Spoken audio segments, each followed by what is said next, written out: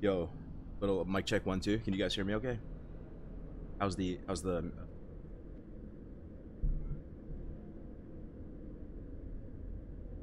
if you can even hear me at all?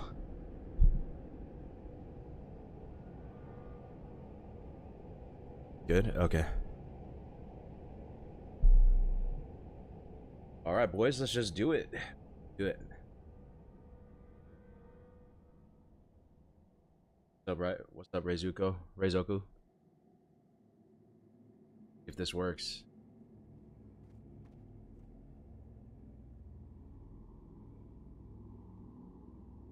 Alright. Comfy. Welcome guys, welcome back. Hopefully you can hear me okay. I have a feeling my mic's gonna be messed up though. I haven't streamed in forever and all this. I have not logged in at all. I have not logged in at all. No idea how this is. Yo, what's up, Andy? My mic is... When I talk, guys, sometimes am I talking and you don't hear it? Does that make sense? Just keep an eye on that. You know how you can see the meter go up when you talk? I feel like the noise gate is too high. But if it looks like I'm talking to myself, let me know. Welcome back, guys. Got a couple of my loyal day one followers. Loktar. Bria boy, what's up? Lazy Cloud. Oh man, I'm fun. Got Jack Boolin. What up, Wave? Canadian Geek. Good to see you. Romantic. Yeah. Yeah, I'm pretty high level, guys. I'm a big pillar in Onlyfangs. Really? I think I actually got GK. Not even in the build right now. But yeah, we'll stream for about 2-3 hours tonight. Catch up on life. Just one of those chill, cozy, late night Kargoz SMR type stream. Ask me about it. Life, dad life. Wow, pickleball. Whatever it is. Oh, my little one is awake. Oh, baby girl. Hi, baby. Say hi. Want to say hi? Here. All right, Maddie. Comes to kid years. In early 3 and like late 3. Probably couldn't say this. Let's go. Hold. Of.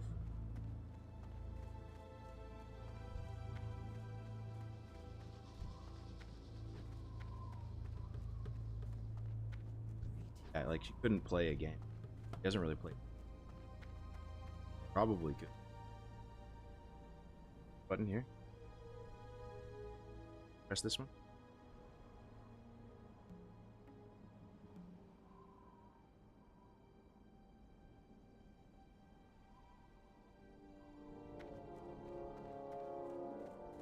Oh, cutting out a lot? Okay.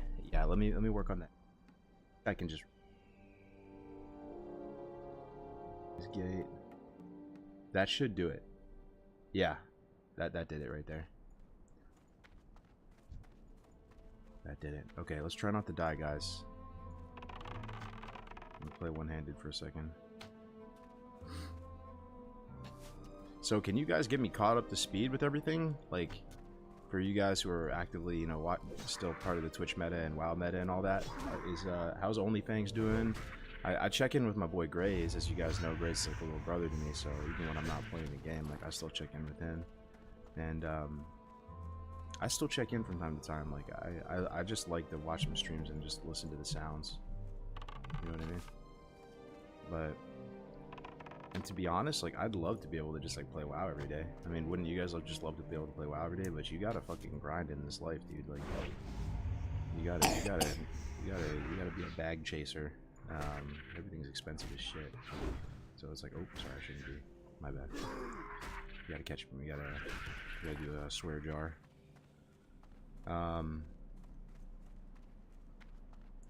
But yeah, like, you know, enough time has passed for me away from the game that I do miss it. It's fun. It looks really fun. Just be able to play and chill. But yeah, this new business I started, like, it's going as good as it can, honestly. Like, I've done a lot of businesses over my career, and this one has probably been the most seamless out of the gate in terms of like stuff working out and just not being super omega scuffed out of the gate. Like, it's going pretty good. It's a coffee business, some of you guys know. But yeah, let me look at the chat. Let me get caught up on the chat right now. Let me see YouTube, Twitch.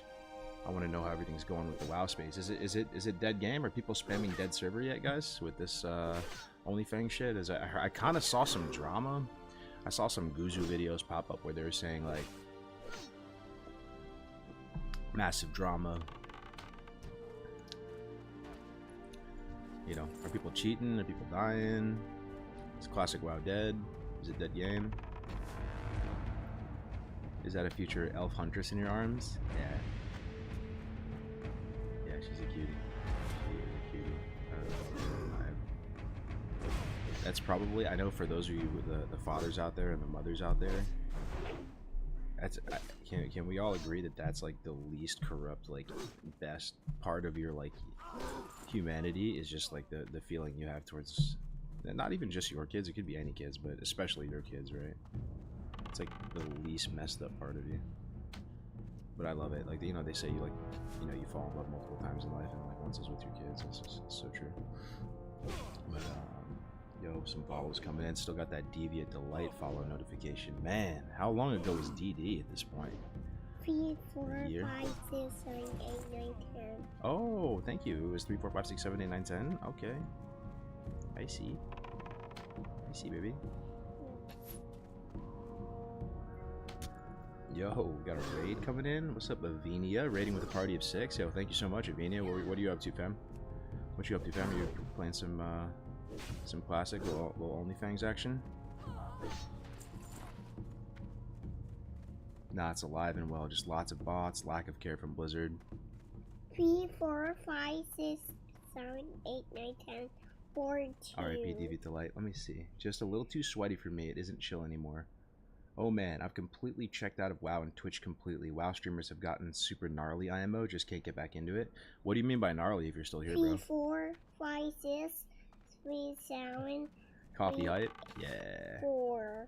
So I actually, if you type in exclamation 5, point 4, WoW 3, coffee, 6, I don't know if it's gonna 3, work. 4, 3, 2, If you type that in, it should show 8. a link should pop up, and just because I'm in the coffee business now and I have a coffee roastery, it's a pickleball inspired coffee roastery, but for me it's like, you know, I can kind of do what I want a little bit, and I wanted to do a tribute to WoW, like the vanilla. So I took one of our roast profiles, like one of our light roasts, and I essentially reskinned it, and I called it Cactus Apple Morning Surprise, you know, based on that quest in the starting zone.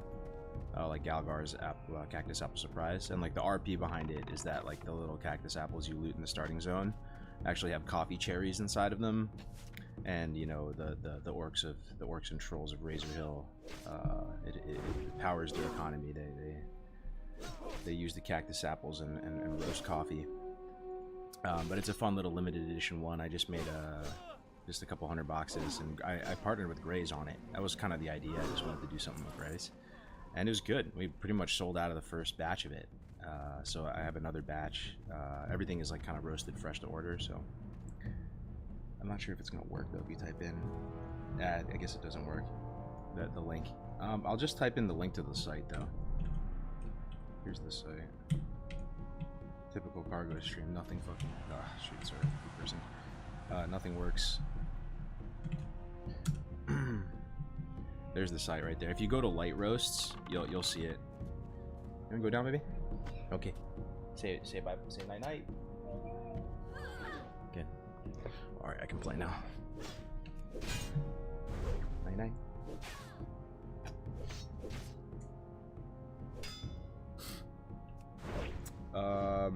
She's ready to gold farm. 3, 4, 5, 6. Yeah, that's right. What's up, Tuna? Good to see you, man. You've been streaming a lot. I remember seeing a post by you, Tuna Tornado OG in the hardcore. I'm actually drinking it right now. I made 2 lattes before I went live, and that's a question for you guys. What is your go-to coffee drink? Like, I feel like everybody has one. Like, you can like a lot of different coffee drinks, like, and you know, different day, different vibe. But like, what's your go-to? What's your daily driver? Like, are you guys just drinking it black, Americano, you know, a lungo, cortado? You a cat person? You like lattes? For me, it's just latte. I just like the milk-based drinks so much. Like, it's so ridiculously delicious to me. And I'm on this like journey, this coffee journey, and I always used to like medium and darker roasts. And I think this is normal. Like, I think this is like completely par for the course. But now I'm pretty much only drinking light roasts. Like, light roasts are so delicious, man. I honestly was trolling for like my whole life. Like, and even if you go to Starbucks or something, right? Like, a lot of people aren't a fan of Starbucks, think it doesn't taste very good, or kind of burnt or whatever. Like, if you just go to Starbucks, they can actually do like a blonde roast.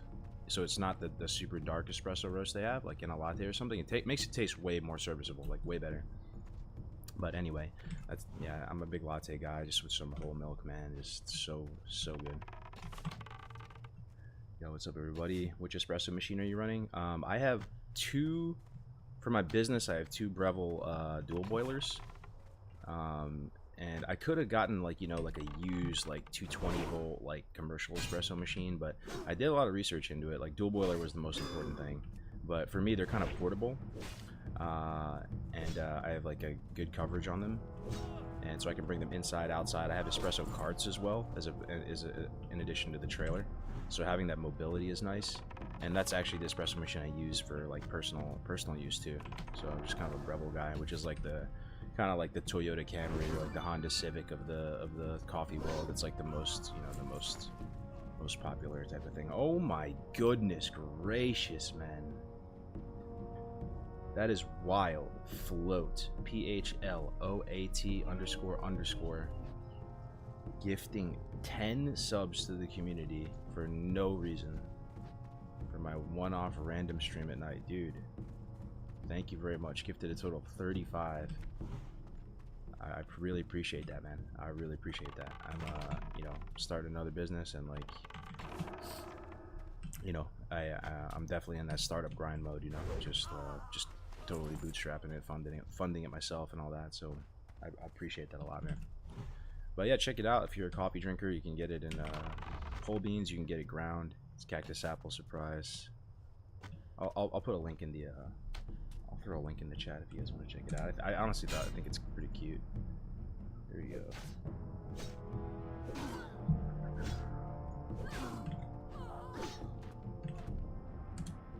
That's my site. Side Out Coffee. I'm looking pretty washed today, as you guys can clearly see. I got a friggin' afro. I'm sweaty.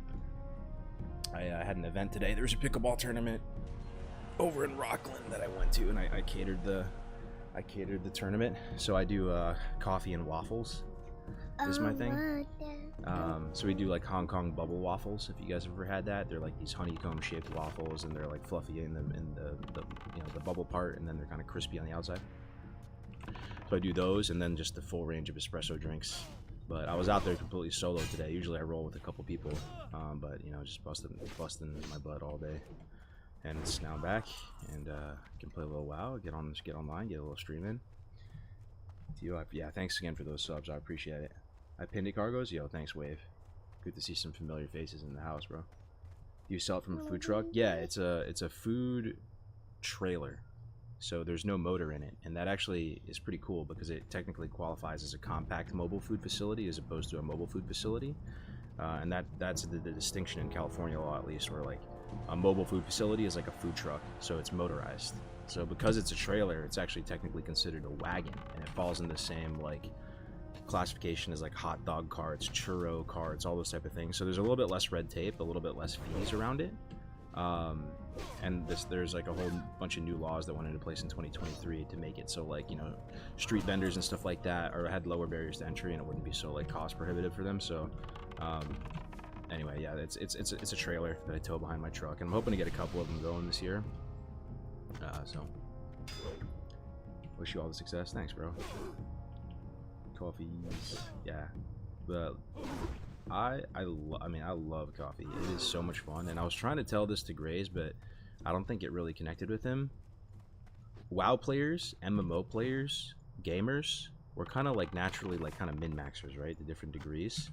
And the coffee nerds are the same people. Like, they literally min-max coffee to a ridiculous degree. That I bet you there's a lot of crossover between like coffee nerds and like WoW players and stuff like that, you know? Like, just the amount of try-hard stuff they do to get like a 0.001% chance better extraction on their espresso. It's comical, and I love it. Like, I actually love it. It's like so funny. They literally come up with like ridiculous contraptions that do almost nothing, but like, yeah. I hit my double shot espresso before my session today. It's my ritual. Yeah. Coffee nerd here. Whey beans, whey espresso. Have a routine. Yeah, it's so fun. It's so fun, and I feel like you kind of are missing out if you haven't, you know, like, if you haven't, you know, started that. It's just like a fun. It's kind of like therapeutic in a way, and just delicious and all that good stuff. But anyway, let me get caught up on the chat. But yeah, that's the best, right? When you weigh, you know, instead of keeping all your beans in like a big hopper and you just grind them down as they go, you like dose out. You like single dose out the coffee. You put them in like little glass vials, and you spray them with some water and grind them kind of like just as needed. AeroPress, yeah, AeroPress. So many cool ways to do coffee. Yeah, I've been. Some of you guys probably know that dude James Hoffman, like it's like the grandfather of the. It's like the Giga Chat of coffee on YouTube. I've been watching all his videos and stuff. Have you watched like the Espresso Olympics or whatever it's called? Yeah, dude, I have. And there's actually like a coffee roasting world championships. The rabbit hole goes deep. Like, for every part of coffee, there's like, you know, championships and competitions and stuff like that. Anyway, let me check out with YouTube. Let me see YouTube. Oh, we got 54 on YouTube. What the heck? That's pretty good. What's up, everybody? What's up, everybody? Yeah. How many people watching this right now played launch day summer 2019 Classic World of Warcraft? And type it 2 if you weren't. Like, it's literally okay if you weren't there. I just actually am curious to see like how much like fresh blood or like new people are in this community, or is it just the same like crusty people, myself included, you know? I feel like it's kind of different, man. Like, when I watch Gray stream and some of these other streamers, like it feels like enough time. I love you, Daddy. Oh, I love you too, baby. I love you. Love you so much. I feel like enough time has passed that there actually are like just a new wave of people who just like don't know anything about the game and are like somehow they're into it. Yeah. A lot of ones, the 2 private server Andy.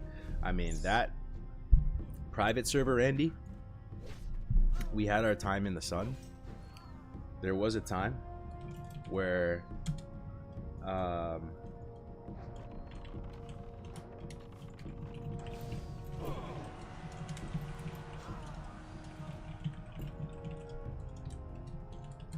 there was a time where we were kind of the cool kids on the block with private server Andes. That whole, at least in my view, like that whole identity and subculture, dunzos. Like, it just doesn't even exist anymore. It's just dunzos. Like, it's just you know,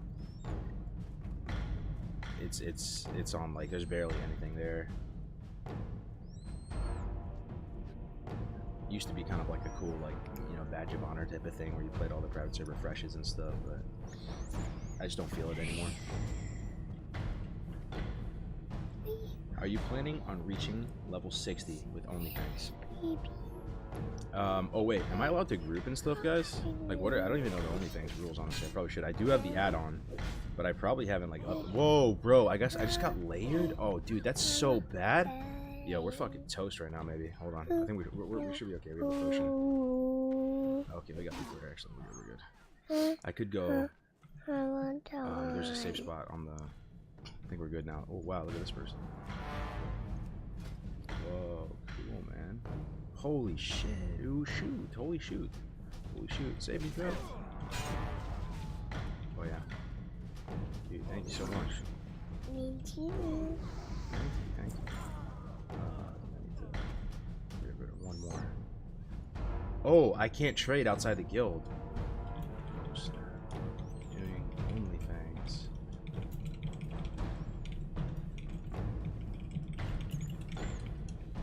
Yo, thank you though. I appreciate it though. Thanks. I think this person just hosted us. And we got hosted by someone named Evelina. That's dope. Victory! So, Onlyfangs I can't trade with anybody. Got it. And can you use Auction House?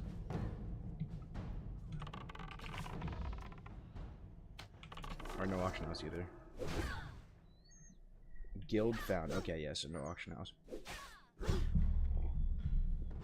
Guild found rules. Got you. Did Tyler want to call in the Kargoz as Spec Ops to save the guild? What's up, Guffo? Tell me what's going on. Can you guys TLDR the Onlyfangs drama? Is it fake manufactured drama first and foremost?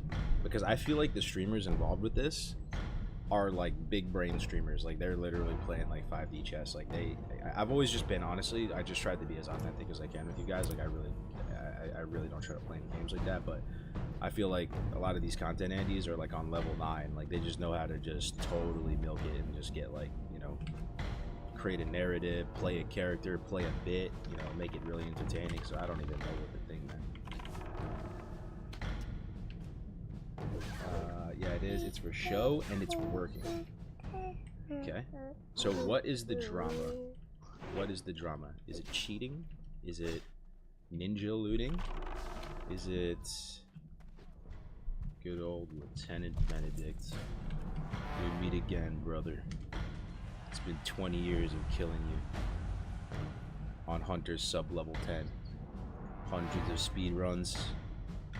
This bald-looking guy right here. Killing you one more time, brother. Let's go over here. It's actually like I should kind of pay attention to, right? Like the 1 to 20 is probably just the most dangerous time in hardcore. You can totally die. People drama too lately. It's all that. Yeah, they do wild, outlandish stuff for clicks. Wild, outlandish stuff for clicks.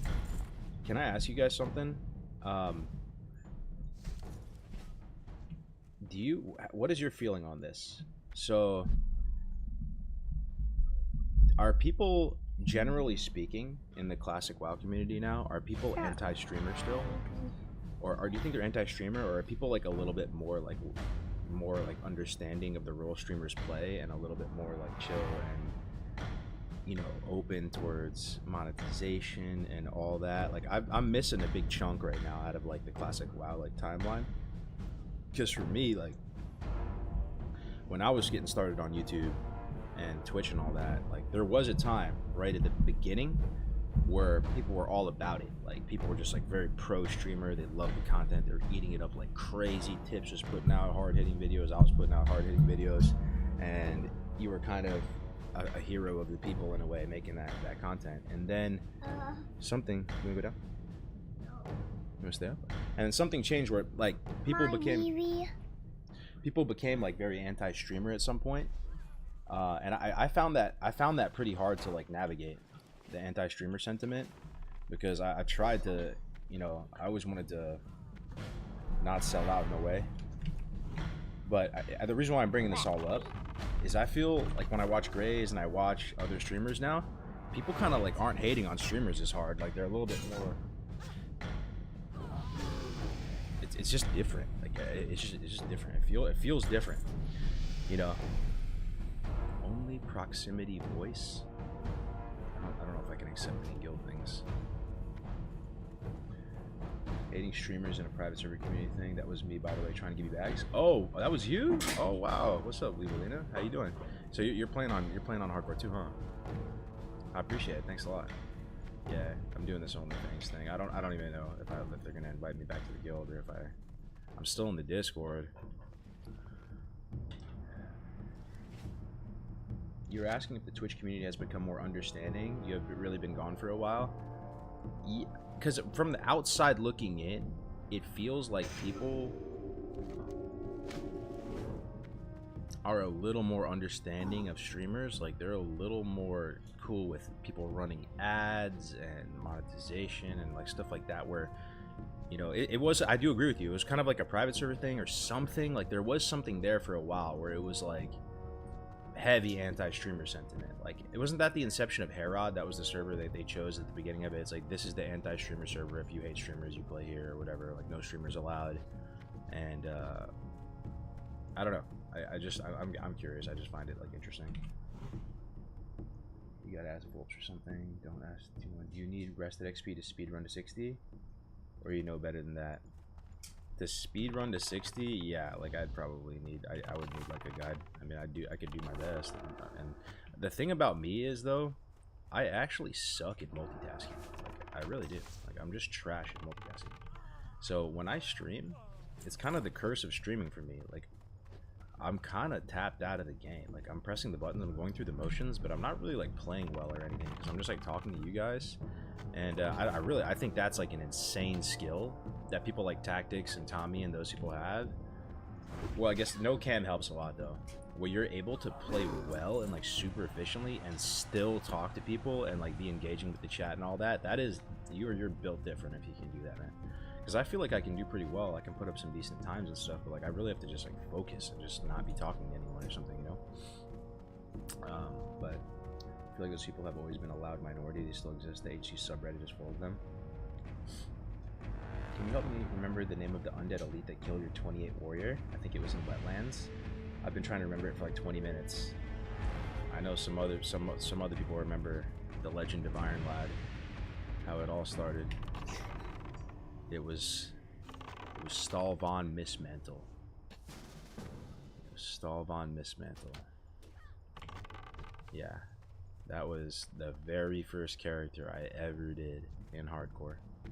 Back when we like just knew nothing about this game mode, and it felt like we just found like a diamond in the mud. Like, that's honestly how it felt. And some of you guys were just there, probably a couple of you, and you just like believed in the concept. And Graves was one of the early adopters too, and we were all in, man.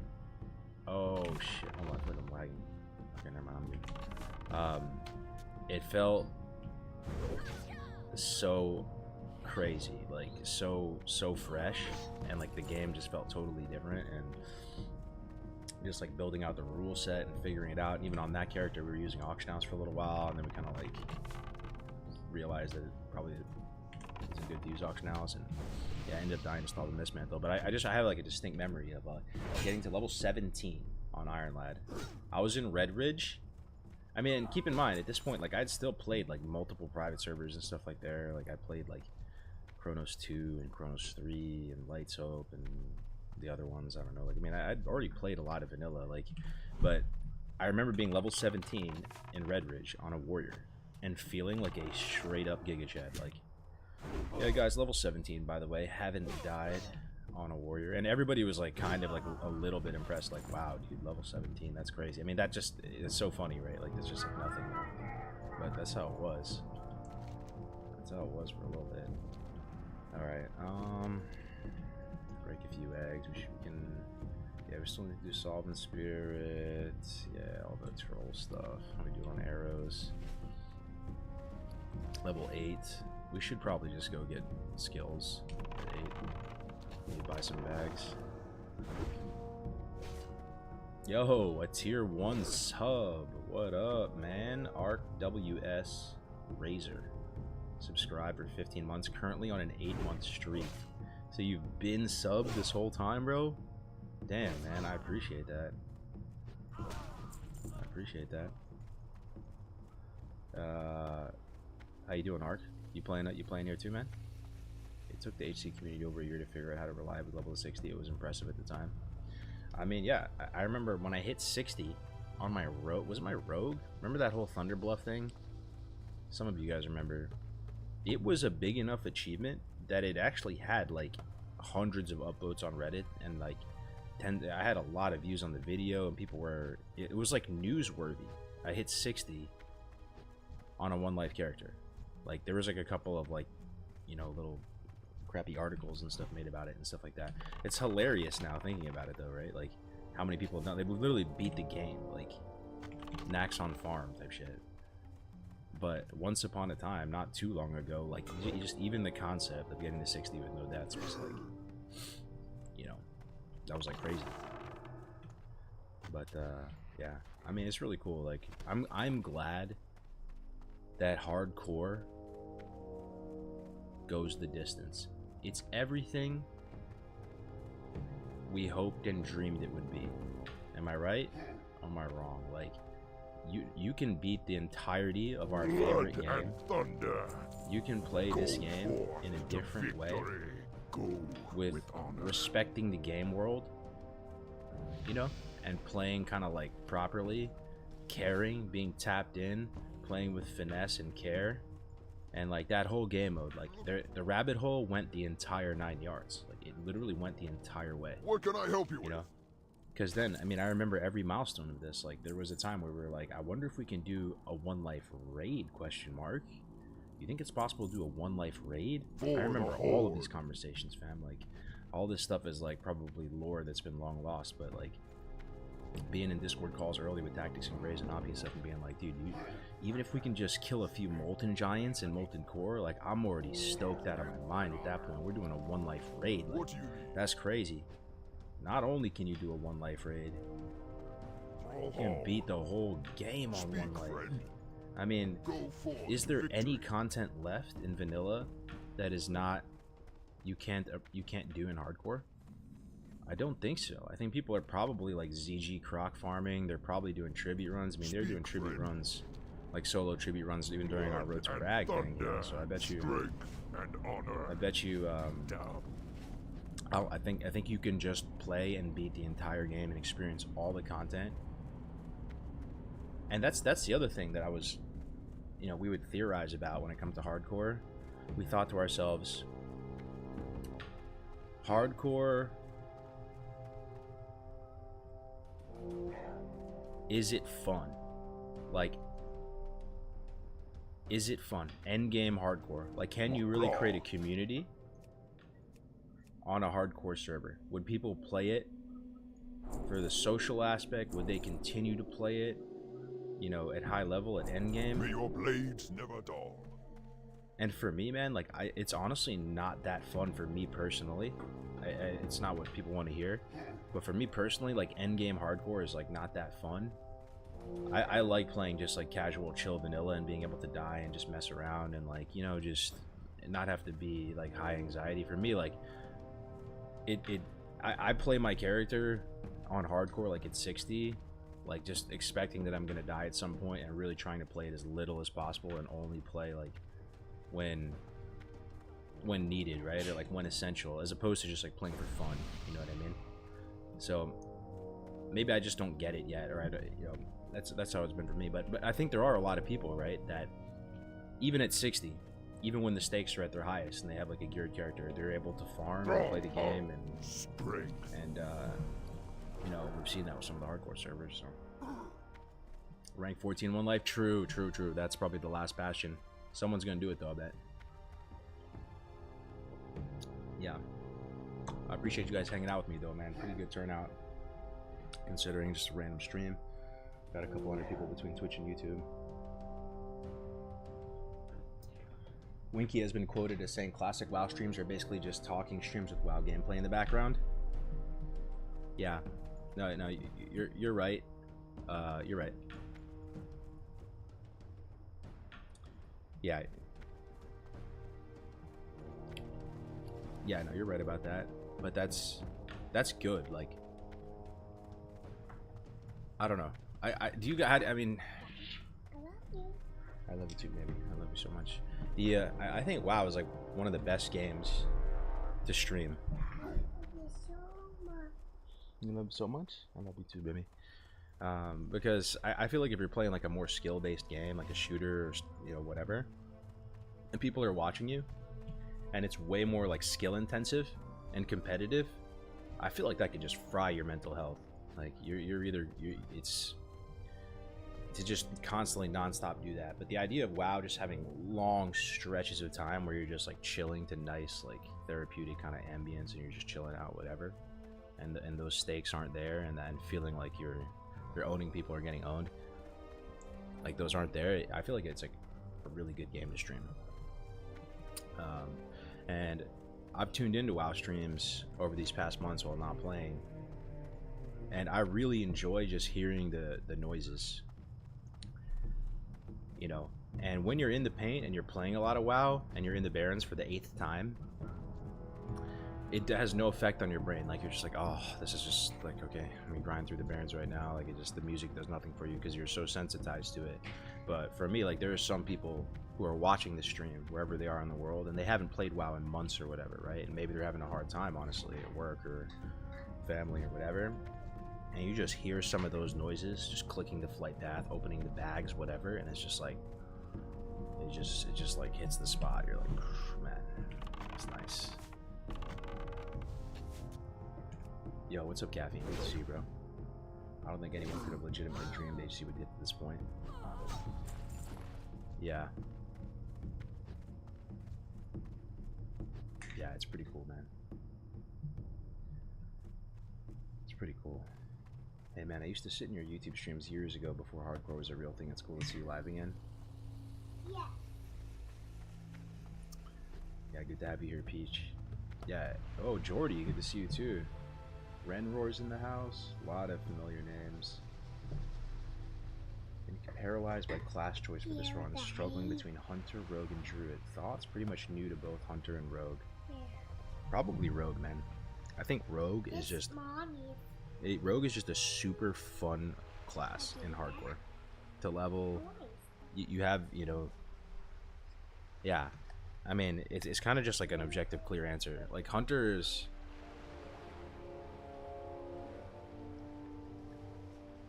Hunter's fun too, but if you're inexperienced with Hunter, like, you will die. That's something we've said for forever, right? Hunter is like the easiest class to level to 60 if you're good at Hunter. You know what I mean?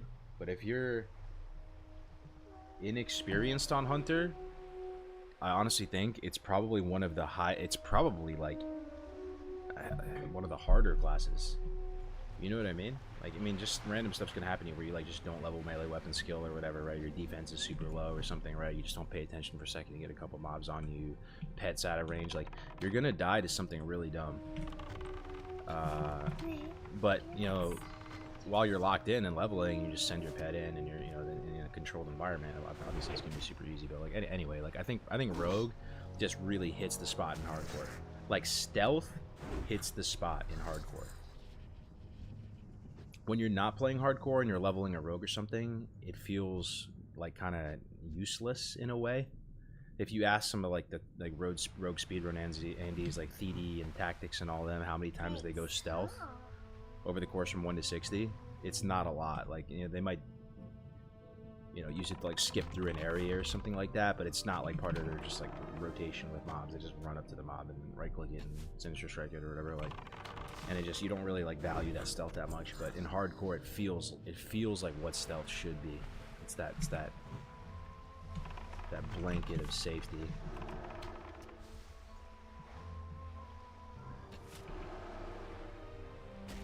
Nice to see you live. I used to watch you in army base during phase 1 to 3 when I didn't get to play myself. Cool, man. What's up, LZ? Good to see you, bro. That's me right now. Loud noises are abyss. Nice to see you streaming again, Mr. Chillest WoW player. I appreciate it, man. What's up, Anti-Natal? Subathon to level 60. Yeah. I don't want to, you know, overpromise anything, but I do want to be able to keep the lights on with my whole Kargoz brand and all that. I worked hard and I put some of the best years of my life into it, and I still do enjoy the game and some of the people in the community. And I don't want to, like, you know, throw it all away or whatever. So I want to come up with some kind of way that I can get in there and get some streams in. I think just once, twice a week, something like that. And the way I can justify it too is I can kind of use it as a platform to like support my new business too. For those of you just tuning in right now, like I said, if you have any questions about that, feel free to ask away. But it's called Side Out Coffee. It's a pickleball-inspired coffee roastery. So we roast our own beans out in Oregon. I have a little home roasting setup too here in my house and a little warehouse, and it's still really early days, but it's really fun project. Like, we're roasting our own beans. Soon we're going to be selling on Amazon and Etsy. We have maybe about half a dozen, maybe like 7 or 8 different roasts right now on the site. We can ship anywhere in the US. We do have a WoW like tribute type of roast as well. I made for fun. I partnered with Grays on it, and I shouted out Onlyfangs on it. It's a limited batch one. I just made a couple 100 boxes of it. But yeah, that's what I've been up to, dude. And your YouTube guides are huge too. Love to see you streaming, brother. Thanks, Mushroom. Yo, wait, Mushroom Dude, is that you're the dude who lives near me, right? Am I tripping? Yeah, we gotta link up, dude. I saw your message the other day. Sorry, I've been traveling. I was in New York for a week. I'm down, bro. I'm down. You know, one thing I really like about Classic Andes, though, is that, like, through my stream, I've met a lot of you guys in real life now, you know, just in various times and places. And I just love, like, there's some really, like, successful, cool, interesting people. Doctors, entrepreneurs, whatever, right? Like, and they're just Classic Andes, though. Like, it's like such a random thing. Like, they're from all walks of life. And it's just this, like, it's this weird thing that you share with them. You know, I don't know if that makes sense, but it's just because we're an older gaming demographic, right? So people have to, like, have careers. They have to have stuff going. Like, they can't just be, like, staying with their parents and stuff anymore. They have to be doing stuff. So, like, you meet people in all different industries, you know? Like, I start this coffee business, and instantly, like, tons of people reaching out, just working at, like, random coffee companies, and been in the industry for 20 years, and extending the olive branch and all that. And it's cool, man. It's really cool. You live in Oregon too? No, I live in California. We just have our my commercial roasting partner is in Oregon. They can do all the stuff, like all the big like roasting amounts. What's up, Hodzar? Good to see you. I remember that name. Classic Andes. Yeah. Thoughts on this whole Onlyfangs thing? I don't really know what to make of it, man. I don't have enough experience with it to have, like, a take. Like, I appreciated that they let me in and they extended the olive branch to let me play and stuff like that. You know, like, I don't really know Soda Pop or any of those, like, Giga Chad streamers. I never really talked to them. And, you know, they let me play and join the Discord and all that. I don't really know that much about it. I think it's cool, though, right? Like, what do you guys think about Onlyfangs? Is it a success? Is it a failure? I feel like it's just, like, it's just has to be a success. Like, if it wasn't for Onlyfangs, would this game be significantly more dead right now? Almost certainly, right? Like, I feel like it's crazy that streamers and influencers, or whatever you want to call them, can have that effect, right? And we've done that. We've been those dudes before. Like, we've had projects like Road to Rag and stuff, right? But, you know, they really put a lightning rod in the community. We've got a lot of energy and new players, non-endemic players to come in and play, and there's just... I was watching, like, Guzu videos the other day of him reacting to just, like, Onlyfangs deaths. You know, it's like a 20-plus-year-old game, dude. Like, how old is Classic WoW now? Like, when they started developing Vanilla WoW, it was probably, like, in 2001, right? That's what I think. And it came out in 2004. Such an old game, and he does, like, a video just of reacting to some deaths, and it gets, like, 150,000 views, and I'm just like, wow. You don't care? Yeah, sure, dude. Come here. Give me. But yeah, I mean, I feel like it's been good, but I feel like maybe you guys responded and I didn't see it. What is this drama with Onlyfangs? Can someone just in one sentence summarize it? Loot drama? Is it rating schedule? Is it cheating? Is it... Like, I've been hearing about it, but I don't really know what it is. Is Onlyfangs in a good spot? Like, is the guild getting destroyed right now? Is it, like, doing fine? Is it... I have no clue. Everything combined soap opera. Everything is toxic and no.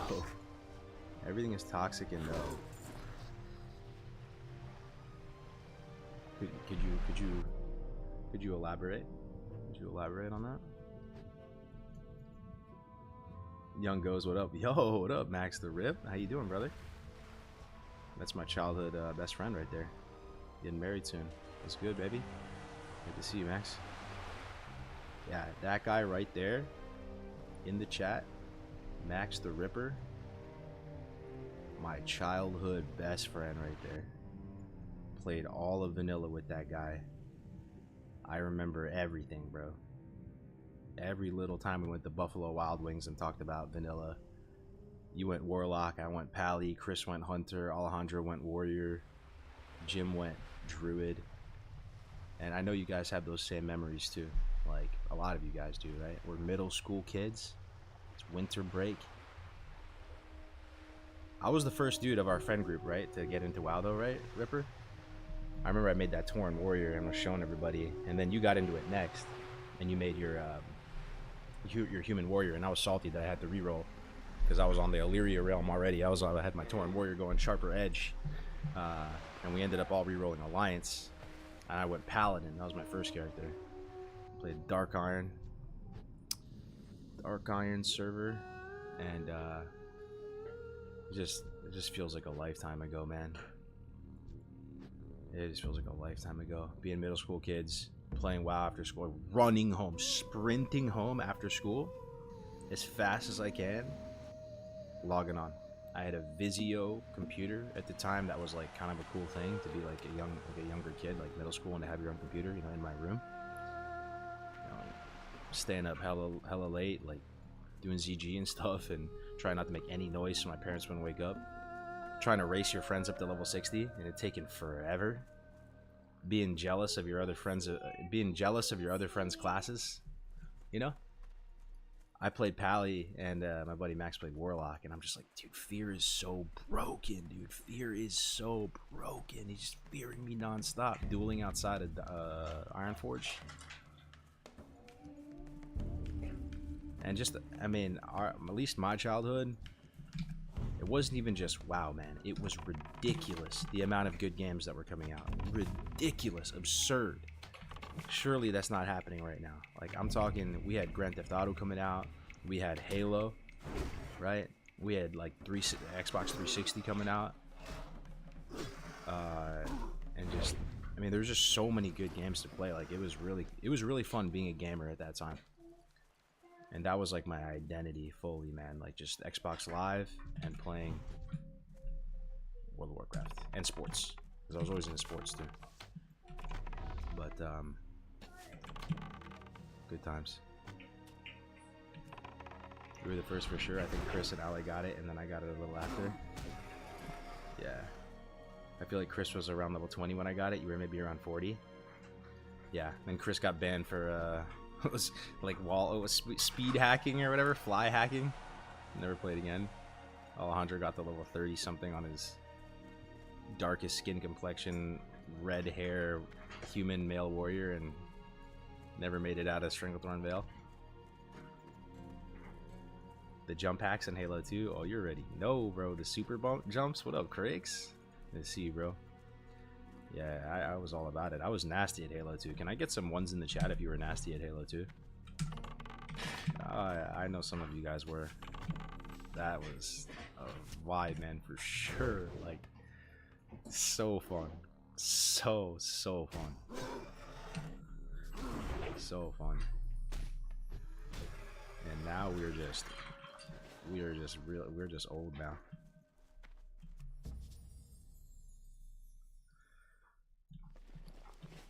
Does it bother you guys getting older?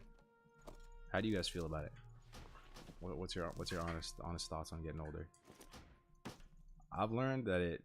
Oh man, I shouldn't have done that. It bothers me. It bothers me quite a lot. It's actually like I get anxiety thinking about it. I have to just like push it out of my mind. Like it kind of sucks, man. It kind of sucks that it goes by so fast. You know what I mean? And it's really not slowing down at all. It's just like getting faster and faster. You know, we still got some years in us, but it's crazy. Getting older sucks. Got diagnosed with cancer on my birthday last year.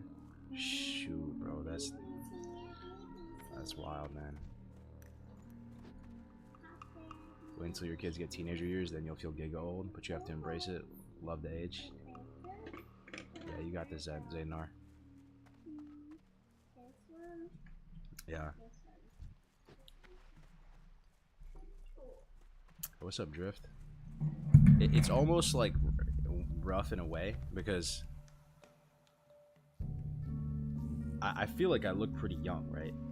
Like, okay, like just be completely honest with me. Like, if you just saw me on the street right now, walking down the street, how old would you think I am? Like, I have kind of like a baby face, always have. You know, I can't really like grow a beard or anything like that. So like, I meet these people. I meet people all the time, and they're like, "Yo, how old are you, man? Like 23 or something? Like, you still living with your parents or whatever?"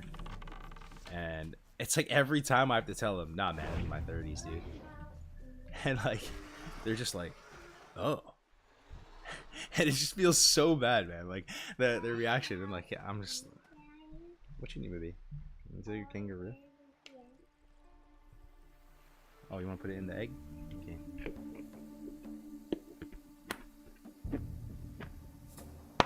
Here you go, baby. 24 to 28, 29. Okay. 29. So okay. You think? So you think? Okay. All right. So it's not too bad.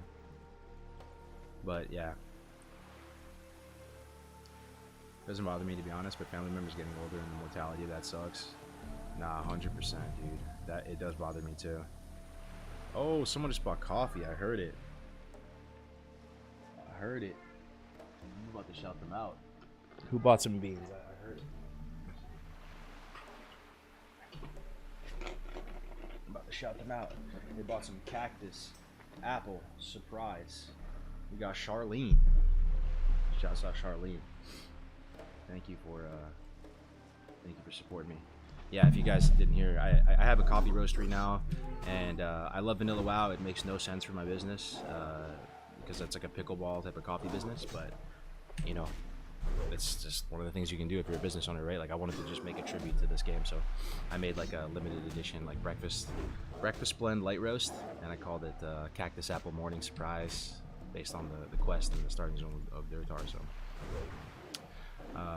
just made a couple hundred boxes of it.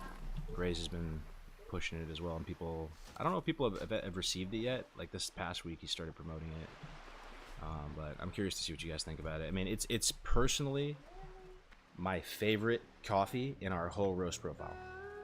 The actual coffee is Elysian citrus, so it's like it has big bursts of dried fruit and citrus. Light roast smells amazing when you grind it up. Super tasty in lattes. And I used to be kind of a little bit like freaked out about the idea of like, you know, fruit forward coffees and stuff, and light roasts tasting like teas or having like a mouthfeel of like a tea. But at least in my limited experience, like it hasn't been that way for me. Like the light roasts just taste delicious. Like there's more coffee flavor, there's more there. And I'm developing like an aversion to coffee tasting burnt. Does that make sense at all to anybody? Like, that's one of the first things I notice a lot of times. Oh, sorry, she just dragged something on the mic. If I just order a latte from, you know, wherever, right, just out and about. If the roast is too dark, it tastes kind of burnt to me, and it is unpleasant. And the lighter roasts just don't have that, and I feel like it just has more delicious coffee flavor to it. I don't know. So, yeah, I reskinned one of our light roasts, and that's what you're getting if you order it. Yeah, the burnt flavor kind of overpowers the creamer. Yeah. Where am I going to see Kargoz coffee? At my local Walmart? It's possible, man. It's possible. I hope to build a business as big as I can. Right now, it's a D2C business mainly, so it's direct to consumer. Right? I don't have any retail stores that I'm pushing through or anything like that. You know, like there's a lot of D2C successful businesses like Dollar Shave Club, Casper, stuff like that. The business model's kind of fallen out of favor a little bit, but yeah, we're mainly a D2C coffee roastery, and I'm gonna do a lot of like just like influencer marketing and stuff like that. Like the pickleball content is actually like exploding. There's like 15 billion views for like pickleball hashtags in the last year across TikTok and YouTube. So anyway, I doubt any of you guys play pickleball or anything like that, but I'm a big pickleball Andy, and that's the other side of my business, right? I do like coffee catering, and I pop up at tournaments and events and do coffee and waffles. So yeah, dark roaster for cold brew. Which of your roasts is your favorite for espresso? It's the Cactus Apple Surprise. I'm not just saying that. Oh, another person ordered it. Yo, nice. Jeremy, bro, I appreciate you, dog. You can use Gray's coffee and give Gray's the affiliate. It'll save you a little money, like 25% too, if you're ordering anything. Yo, shout out to Jeremy. Thank you, bro. Limited edition breakfast blend. But it's this one. Like I said, I reskinned Elysian Citrus, which is the light roast that I have that I really like for this project, and it's my favorite. It's what I'm drinking right now. I'm drinking Cactus Apple Surprise right now. I've made 2 lattes before the stream. What's that, baby? Good girl. Good girl. You okay? You hungry? You need anything?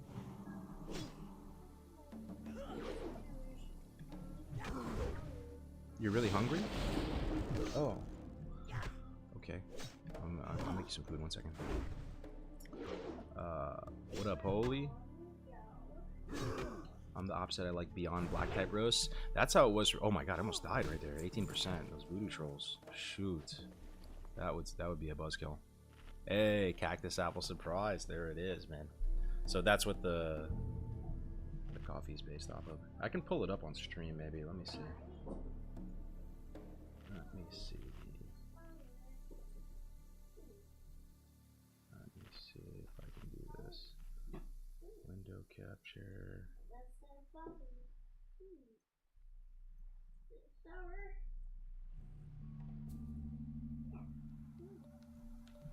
I don't know if you guys can see that. There it is right there. So, got some funny pictures. Just had, you know, using AI actually has been really, really cool as an entrepreneur. You have to balance it though, right? You can't go too copy paste with the AI. I feel like there's like consumers are developing like an aversion to it, like things feel cheap or like hollow. But when you work with AI and you put in the human element and then you also have AI helping you, I feel like that's just awesome. Like you can come up with some cool stuff, and like there's a certain skill set towards like doing the prompts and like refining the stuff, and like I got some pretty good results. Like this is like the cactus apple, right, that you would pick off of the cactus, and like inside is like a coffee cherry. But yeah, I got some pretty decent results of like Duratar and stuff like that. But let's see if I can. So it says, I'll read the RP of it. An orcish roast of unmatched flavor. Unleash your inner warrior with Cactus Apple Morning Surprise, a one-of-a-kind coffee roast born from the rugged deserts of Duratar. Beneath the spiky red blossoms of the infamous Cactus Apple lies a secret only known to the resourceful orcs of Razor Hill. Coffee cherries, brimming with untamed flavor. This roast isn't just a drink, it's the lifeblood of Razor Hill's economy, fueling both their warriors and their coffers. Whether you're preparing for a raid, crafting epic gear, or starting your morning quest, Cactus Apple Morning Surprise will invigorate your spirit and sharpen your senses. But yeah, I shouted out Onlyfangs on here and stuff like that. Anyway, you guys get the picture.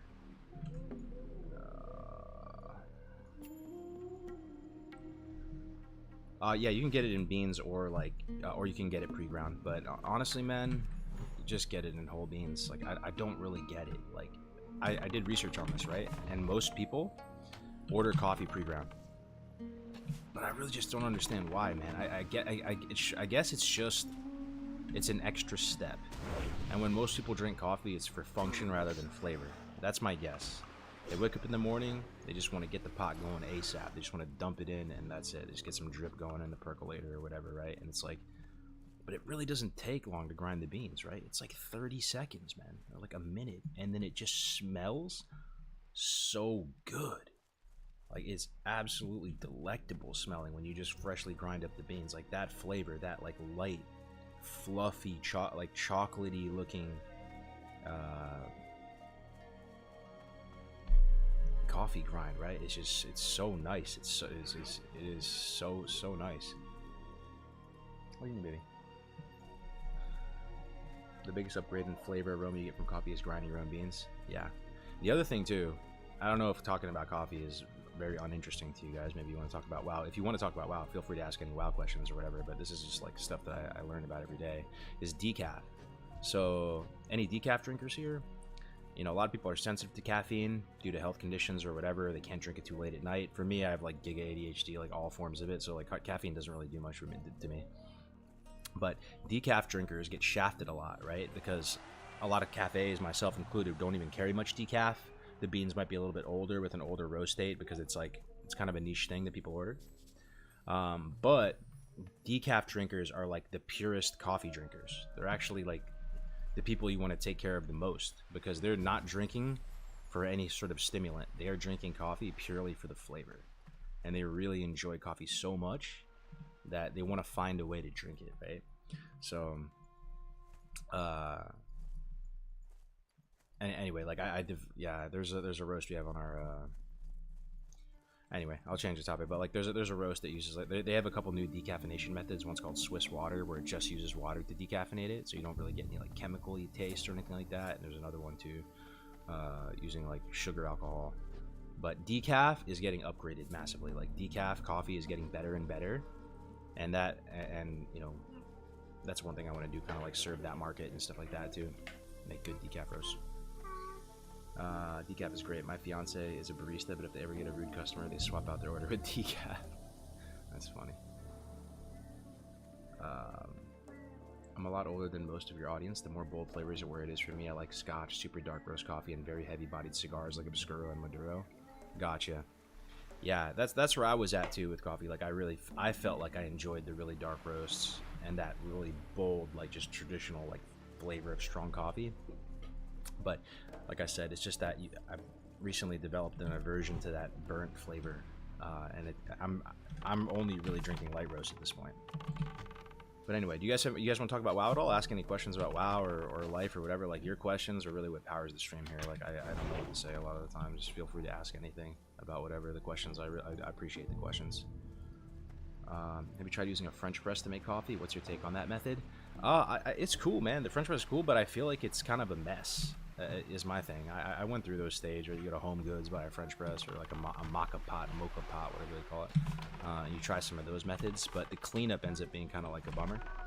But my understanding from like the super giga brain coffee nerds is when it comes to preparing coffee for like a slightly larger group, maybe you're like having a house party or something like that, and you want to make coffee for like 6 to 8 people, like the best form of like brewed or drip coffee in like the bougie 5-head coffee world is French press. That's like their go-to. If you're not doing espresso and you're doing just the more normal coffee, French press is like the first thing you turn to. French press is based. That's what I grew up on, and I love the simplicity. Should the honor system be released without BGs? Interesting. Yeah. Yeah, I don't see why not. I don't see why not. By the way, how's the dual spec thing going? Are people enjoying that? Like, that, you know where I stand. You can probably guess where I stand on that. Like, I really, really, really, really don't like it, but at the same time, I just like don't really care because I'm not playing the game that much. You know what I mean? But I mean, is it like a hit? Are people seeing that it's not the best? Or dual spec has been nice. In the bougie coffee shops, they always do pour over. True, that is true. Pour over is pretty popular too, actually. The thing about pour over though is it takes a while. I don't know why, but if you go to a coffee shop and order pour over, like you're not getting that coffee for like 6 minutes. They like really insist on a super slow pour over. Yes, I love it. I play Ally and Paladin has been a blast. I have Ret for leveling and Holy for dungeons. Yeah, I mean the way I can justify it in my head is that, you know, these servers are it's the anniversary servers, it differentiates them, it makes them different, it's never been done before, they're trying it out, it's, you know, the time for being a classic WoW purist, that ship has sailed, is freaking over, man. Like, we're literally washed old people, like, just play the game, whatever, we've all played this game before, that's what I say to myself. But the other hand is, you know, I truly believe it's like a big part of like what makes vanilla, that you can't have in your cake and eat it too. Like it's a big deal. It's a really big deal. So you know, like if I was playing this game and I had time to play this game and I was invested in the community and the server and I really had time to degen and do the whole grind and all that, and I was playing multi-life and there was dual spec, I'd be like up in arms about it, right? But it's whatever. HC rogue leveling combat or sub daggers, prep etc. seems safe, but combat seems smooth. HC rogue leveling. I like having prep, man. Because, you know, I'm a big 2 is 1, 1 is none type of guy, just in life. And how that could translate to WoW is like, you know, you have your first fallback plan with Vanish, and then you have the ability, you have like a contingency if that fails. Like having that double safety is nice. Yeah, your kill speed's going to be a little bit slower, blah blah blah, but you just have a lot more survivability, and just knowing that you have those extra tools in your back pocket might allow you to play a little bit more aggressive, push a little bit more damage, like. And I personally like it. Like I like hitting hemo, and the thing is too, when you're going hemo and doing that, like you can just use whatever weapons, you know, or if you're going combat swords or something, like you feel like you're griefing if you're using anything else. I like the noise of hemo. It sounds freaking cool, man. The blood gushing noise. So that's how I would do it. But I don't think it's the fastest. Blizzard found the sub glitch by releasing fresh servers on Cadence. Yeah. Yep. Which is it's crazy that we've ended up in this situation, because Blizzard at the beginning of the classic WoW life cycle, they did not understand the appeal for fresh. They did not, and that private server culture had already been established for years and years of the game being cyclical. Ooh, thigh gappy, I know that dude. There's a over here. Being cyclical. And like, you know, going into classic WoW, it's summer 2019, you know, the private server annies are feeling disconnected. Like, Blizzard just doesn't get it, dude. Like, they just want to run these servers forever. Like, why is there no fresh coming out? Like, what? They just don't get it. But they've shifted gears, and now they're way more inclined to do fresh servers. And we've already seen, if you count them all up, between SOM, the first wave of hardcore, the second wave of hardcore, you know, they've done quite a few freshes.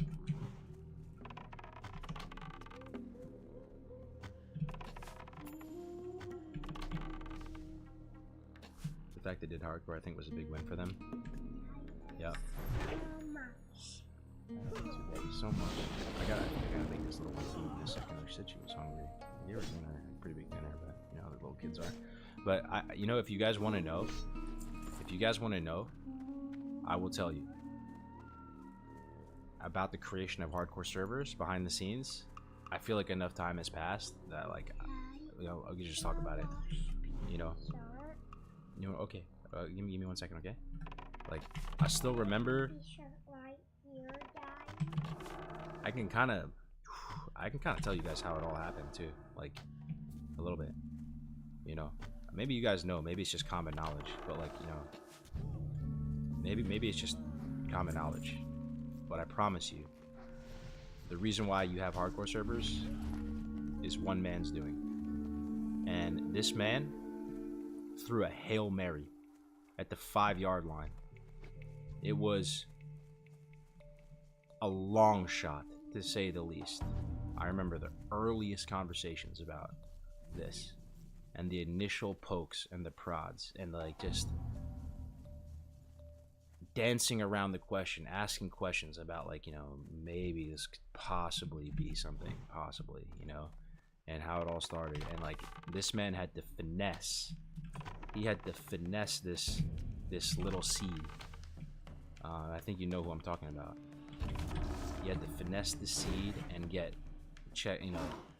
the approval of everyone in the chain and grow it. And like, you know, we had to work with him to provide certain analytics and, you know, do events and stuff like that to make it to make a strong case for hardcore. But I remember, and this is over a year before hardcore servers came out, keep in mind, seeing a real One Life server.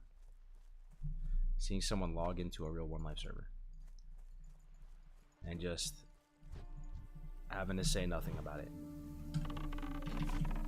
and just and being so unbelievably excited, you know. And anyway, HC Lord, let's go. I know the draw to HC should kill the idea of the respect. The convenience is what makes a game attractive. How are people going to draw to single life gameplay? Yeah, I mean, it's just the feeling of vanilla, man. Yo, you guys, can you guys not all leave if I like AFK for like 2 minutes? Are you guys gonna be okay for 2 minutes if I like do something real quick? And I'll keep my character like logged in.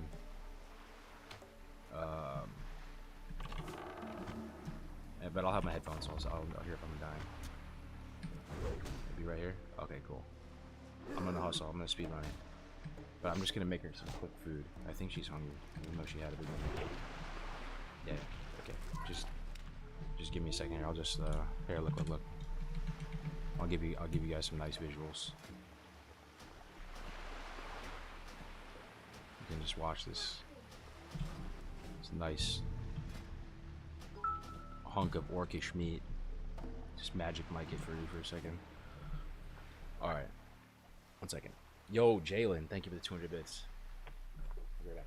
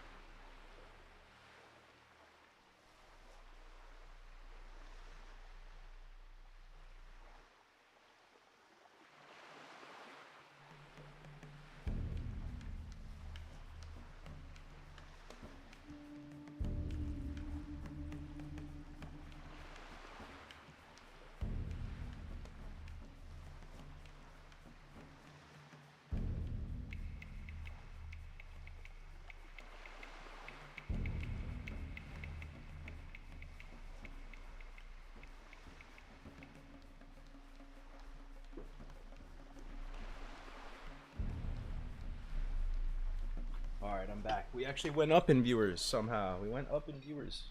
AFK. My content is better when I'm not here. Kargoz. Yo, can I just say though, guys? I appreciate you. I just want to say it one time. I am chopped liver, ancient history, old news, washed up on Twitch. I don't stream, haven't really done much to keep my community going. I'm grateful that I can press go live and have some human beings in here watching. Just a couple of you guys is enough, because if I pressed go live and there was no one here, I'd probably just turn it off. You know what I mean? Like, that's kind of a part of it for me at this point. Like, just... So, ever tried siphon brewed coffee? I haven't, but I know what you're talking about. I know what you're talking about, man. Oh man, I don't have Zalzane's head. I don't have anything. I need tiger furs. Naked. Got a raid? We got a raid? Oh, Bornless. Yo, you still here, brother? Thank you, man. I appreciate it, bro. Good to see you, Bornless. Still fighting a good fight. Kelfaz in the house too. Good to see you, dog. Thank you for those 200 bits again, too, Jalen. Thank you. Good to see you, Bornless. Are you doing this Onlyfangs thing too, bro?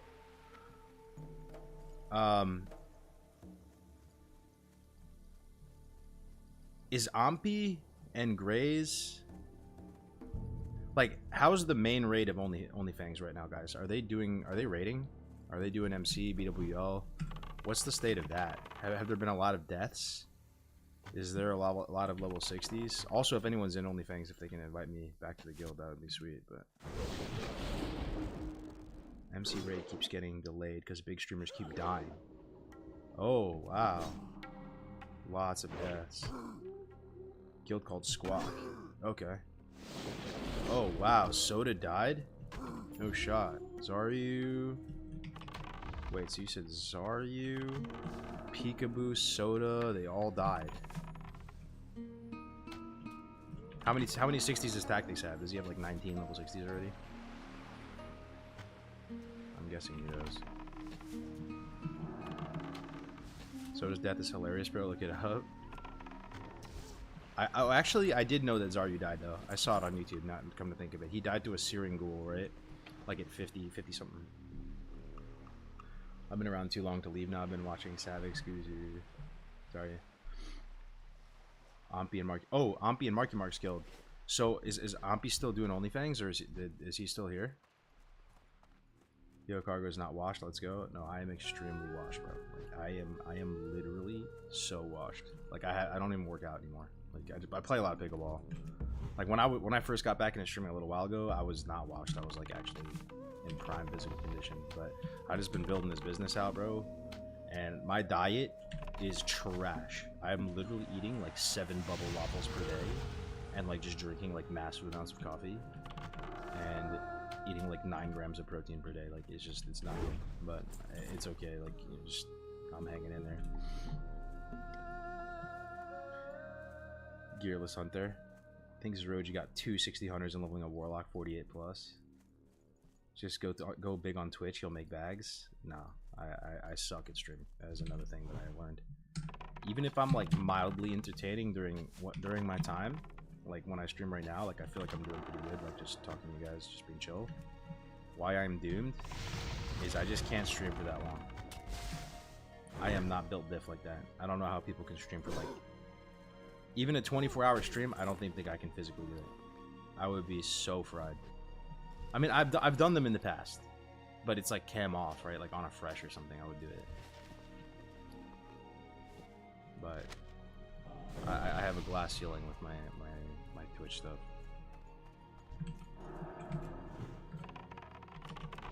Now we got a whole lot of coffee, right? Yeah. Ampy just coached T1 on tanking about 3 weeks ago. Season's real. You're in a new one. Yeah, some people are first time in the chat. Some first timers in the house. What's up, first timers? What's up, guys? Yeah, I gotta get caught up on all the OnlyFans stuff. See what's going on with it. Is there a chance I could still raid with them? So you're telling me they haven't raided at all? 0 raids. Not even trash farm or anything. After all this time. They have not even been inside MC is what you're telling me. That's what you're telling me. Yeah, if you get back in the guild, they apparently aren't set to raid until like April or May?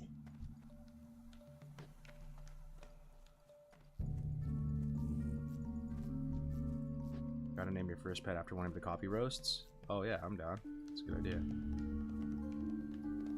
That's a good idea. AC dead, bro. PoE is the move. You could lead a raid. It's been unfocused. I could lead a normal multi-life raid. Leading a hardcore raid sounds terrifying, though. You make one mistake, one bad call, and yeah, you just like lose some blood.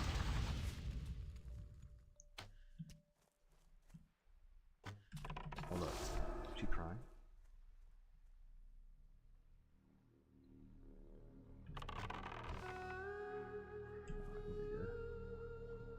Hearing phantom cries. That's how you know you're there. Know you're a parent. What business are you building, sir?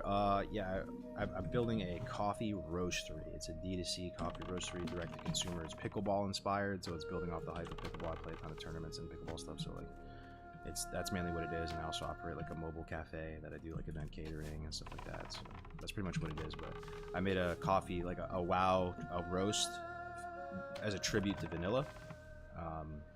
I think the link is working if you type wow !wow coffee. It's called Cactus Apple Morning Surprise, and it's been going pretty good. I mean, Gray sold out 100 boxes in a day. So many new first-time WoW players falling to careless deaths. They're like cannon fodder. Alright, so the command's not working, my bad. But I'll link it for you manually. Here you go. Oh, that's sick, dude. I own a multi-roaster coffee shop. I'll have to check it out and maybe bring some to the cafe, see people buy it. No, 100%, bro. I'll send you some for free, man. If you want to try it.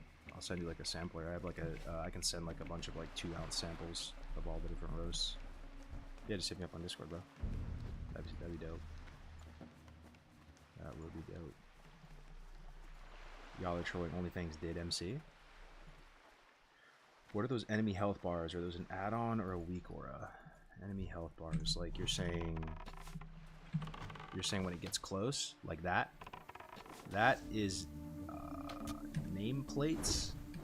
You know, that's what that type of add-on is called. That one's probably called like, this is probably like Plater or something, yeah? If that's what you're talking about. Something like that. Yeah, that's cool, man. Yeah.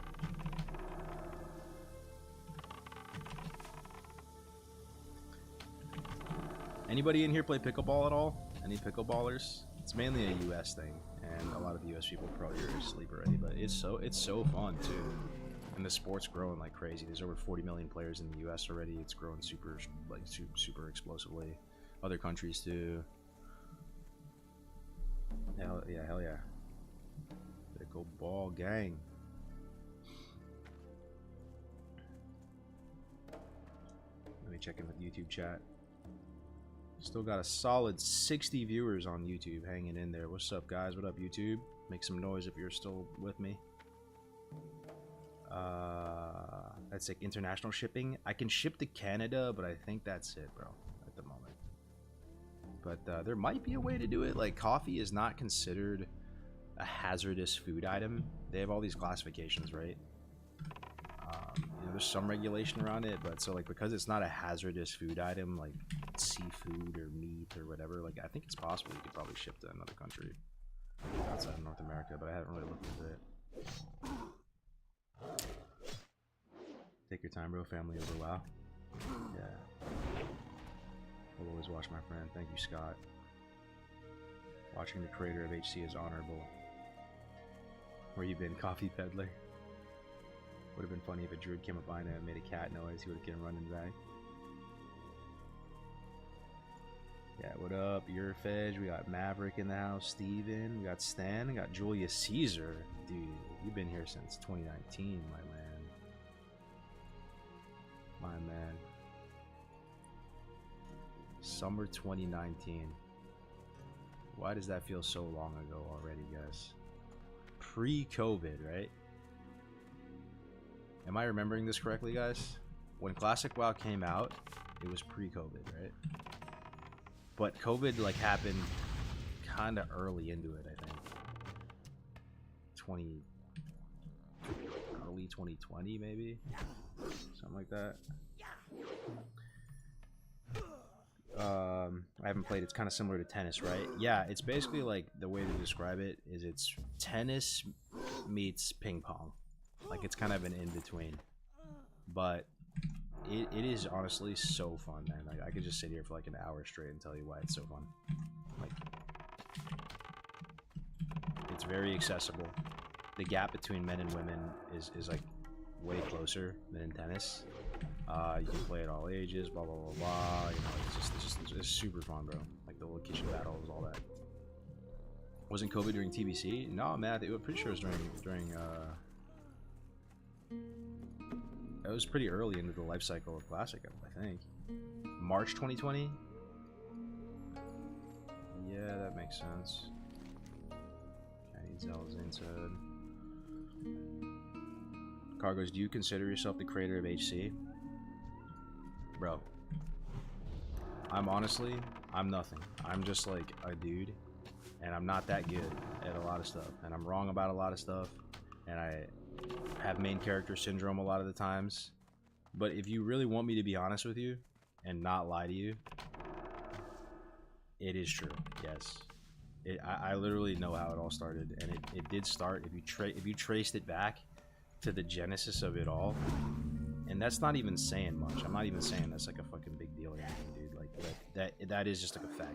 It pretty much started with you guys and me one night. But you could argue that the roots of it are Iron Man.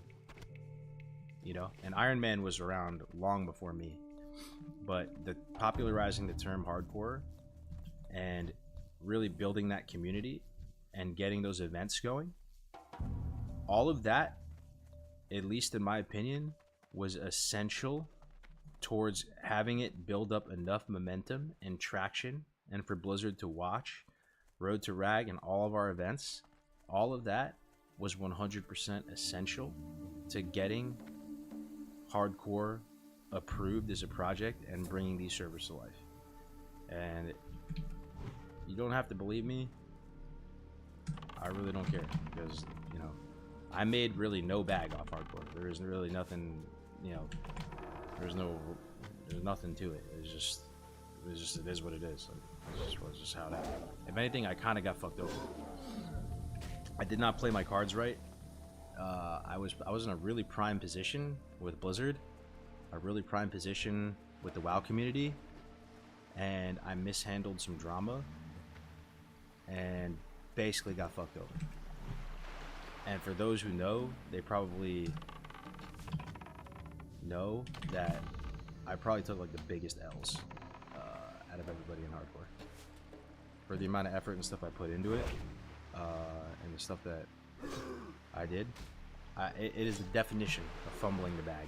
I fumbled the bag super hard, but I don't really have a lot of problems saying that, because I'm happy where I'm at. Like, I'm doing good. Like, I'm really happy with this project, with, like, the coffee project, and, you know, like, I have a beautiful family, and, you know, life's good. I mean, it's still a struggle, but, like, yeah, that's just what happened.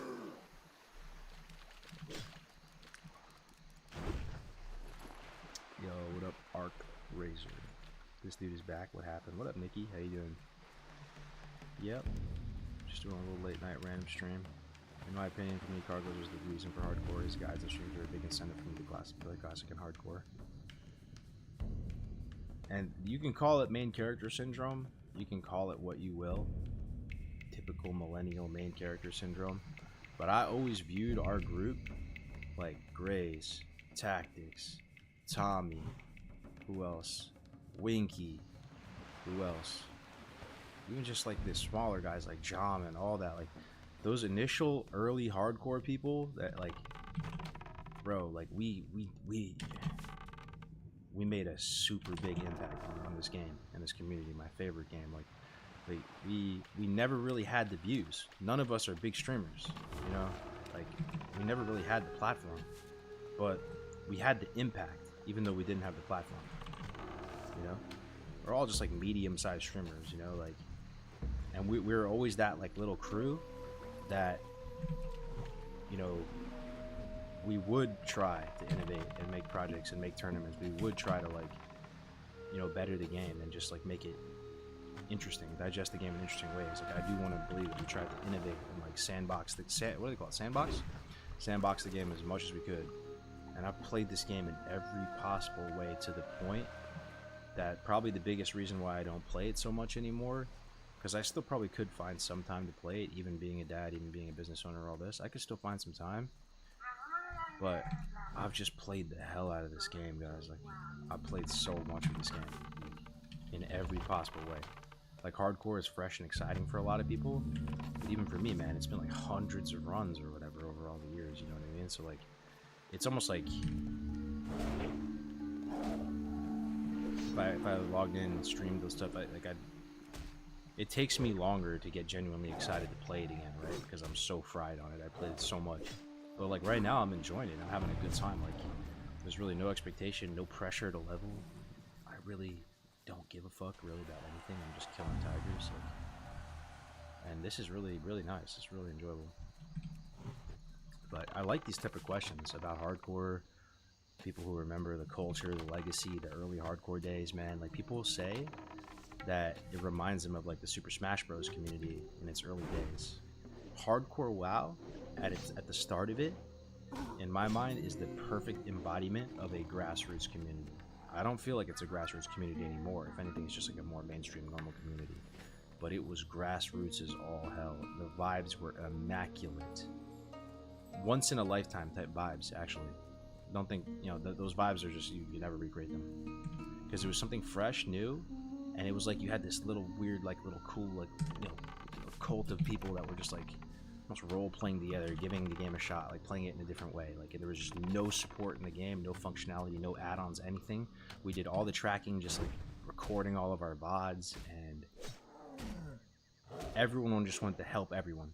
Everyone just wanted to host each other, and you know, it was just immaculate.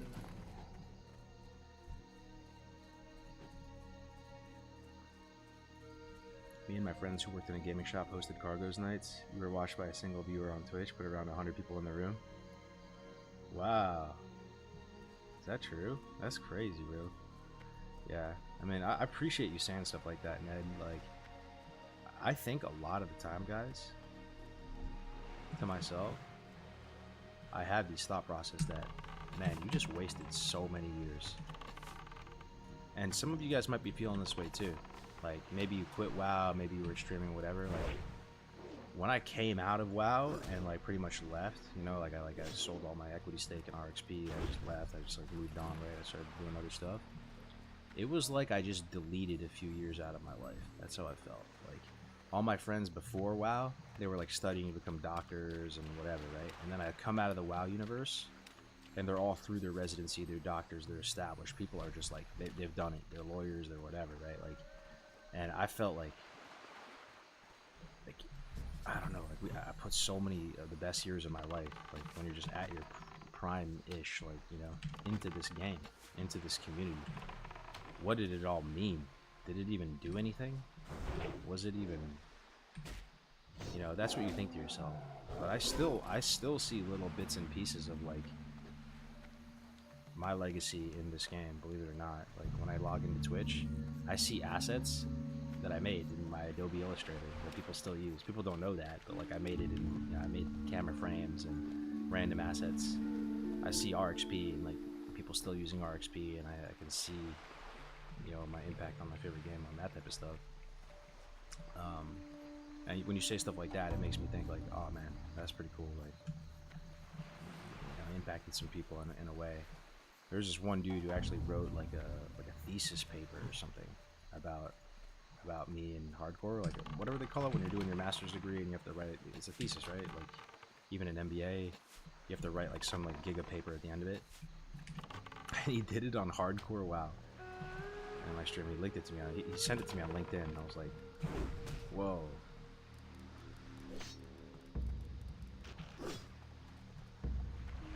Hardcore WoW streaming assets are a classic. I hung out with Abers IRL last week, and that's something. Yeah. I appreciate it. Yeah, Jalen, you've been supporting me for a while. Yeah, I love this game though, man. I really love this game. It's the game of my life. It's the game of our lives. And it's almost sad in a way that you can only play it so much though. Like there is an end. You know what I mean? Like it's timeless, but it's also not timeless. There is an end. It's a finite amount of content. Like there's only so much you can play. And I pretty much reached that end. You know, and there's really no way to create more. Like people try to do like Turtle WoW stuff, Vanilla Plus, whatever it is, SOM, SOD. It just doesn't work. Like I kind of wish it worked, but it doesn't for me. And I feel like some of you guys might be in the same boat. But like, I respect the hustle, dude. Like I think, I mean, I've been out the game for like a long time now, multiple years now. Since I consistently stream, it's been like multiple years, right? Like, but there are still people like Grays and other people that are still if I'm being perfectly honest, I feel like they're clutching at straws or whatever the expression is. But because they're just still trying to find reasons to play.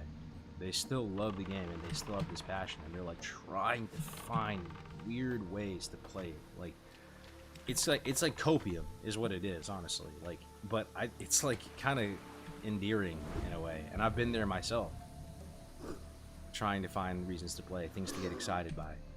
You know, I watched Grays the other day, right, and it's just like getting excited about fishing and like crafting your own gear and doing all that, and like it is cool. Like I get it, but like at the same time, like, you know, we've done all that.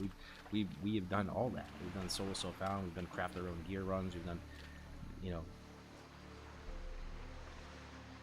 But, you know, I love this game, and I appreciate people still doing that and keeping the lights on and stuff, because, like, even when I'm completely out the loop, and some of you guys might be in that boat right now, you haven't played WoW in legit months or years, but it's still super nice to hear the noises and just to check in and to know, even if you're not playing the game, that it's still around. You know what I mean? It's still going. Like, even if you're not playing it, like, it's... I would feel sad if Classic WoW was just completely dead and wrapped up. Like, it's grinding IRL, to be honest. Yeah, I feel you. Raze has been grinding hard. Yeah. It's crazy to me, though, with this Onlyfangs shit. Like, these big streamers. Like, the people like Tyler One, I don't know any of the female ones. There's the Emiru and all these. Like, these people aren't just big streamers, aren't they? Like the biggest people on all of Twitch. Like, they're in like the top 100, and somehow all these people are playing Classic WoW. Like, it's kind of wild. Like, how is that even happening? That is so weird. Like, that is a really weird, unexpected like curveball. Like, are they actually into it? Do they enjoy it? Like, is it legit? Like, is this all just for the content? Are they all on payroll? Are they really like loving the game? Like, it's cool though, man, because it's bringing in a lot of people who are noobs. Like, vanilla needs noobs. Imagine playing vanilla WoW when there's no noobs. Is it vanilla WoW anymore? Like, what if you play in a private server, man, and everybody is just giga sweat and they played the game so much times, and there's just everybody playing brown class and all this, like, it's still fun in a way, but like, you know, vanilla needs noobs. It needs noobs, new players. It needs people who are asking questions, and that's how you build that connection with the game. That's how you fall in love with the game, right? It's like that mystery. Like, you don't know everything. Like, Soda Poppin' definitely loves it. Yeah, I mean, I know Soda does. So what other games help give you that scratch the itch when you don't have time for WoW? What is it for you guys? What's your number two? When you haven't played games for a while and you're feeling kind of down bad mentally, honestly, like you're just really not doing good, and you need to like scratch that itch, and you're like, bro, I need to fucking play a game right now. Like, I'm not doing good right now. I need to play something. I need to get my mind right. See ya later. WoW's A1, but the only other game for me that does that is Halo. Like, I'll literally go Relax. play Master Chief Collection. I just play one mission. That's all it takes, bro. Like, I'll literally just go play like Pillar of Autumn, like Halo 1, and I'm good. I'm solid for a little bit, like, because I still remember exactly where I was when I played that game for the first time. I was at my buddy Jake's house. I was watching him play it. I was in 5th grade or whatever. I still remember every detail of it. Seeing the big ass controller. They call it the, what do they call the big Xbox controller? Like, there's a name for it. The Duke, I think. Watching him play that game, killing the elite, shooting it, like, he was already playing it on Legendary, and watching him shoot the elite like 40 times with the pistol to kill it. Watching him go through all those missions, watching the flood cutscene for the first time, like, all that shit brings it back so much, man. Like, you know, when Halo 1 came out, I was like 11 or something like that, you know? But I still was kind of the same in a way. Do you guys feel like when you look back on life and you remember being 11 or 12, do you still see a bit of yourself now in that kid? still to this day, a little piece of you, of your soul, was there already at that time. And obviously we've grown, like, and changed, and we've just been like battered by life, and we're just, you know, we have changed a lot, right? But at the same time, I feel like by the time you're level, to put it in WoW terms, by the time you're 11 or 12, you've already rolled your class, right? Like you're a hunter, you're a warlock, you're a priest, you're a whatever, right? Like the class is already set, and then, you know, you build the professions on top of it, you do whatever, like you change a lot, you grow a lot, but like some of your key personality traits, how you handle conflict, how you whatever, right? It's already there at that time. I just find that interesting. You know, it was so long ago.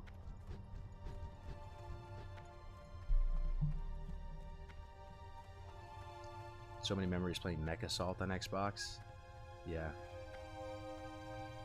Nah, man, I remember all of it, my boys. I remember all of it. I remember going to Hollywood Video, Blockbuster, stealing the 2 week or 2 month free trials for Xbox Live out of the Blockbuster cases, buying Twizzlers, renting PS1 games, renting PS2 games, renting N64 games, there was a time you could rent the RAM expansion pack for an N64 to play some of the more like advanced games or whatever. You needed like a little thing you put in the top. You could rent that at Blockbuster.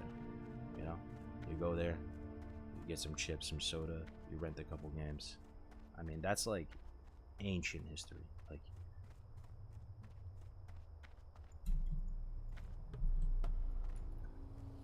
you could rent consoles from Blockbuster. I don't remember that.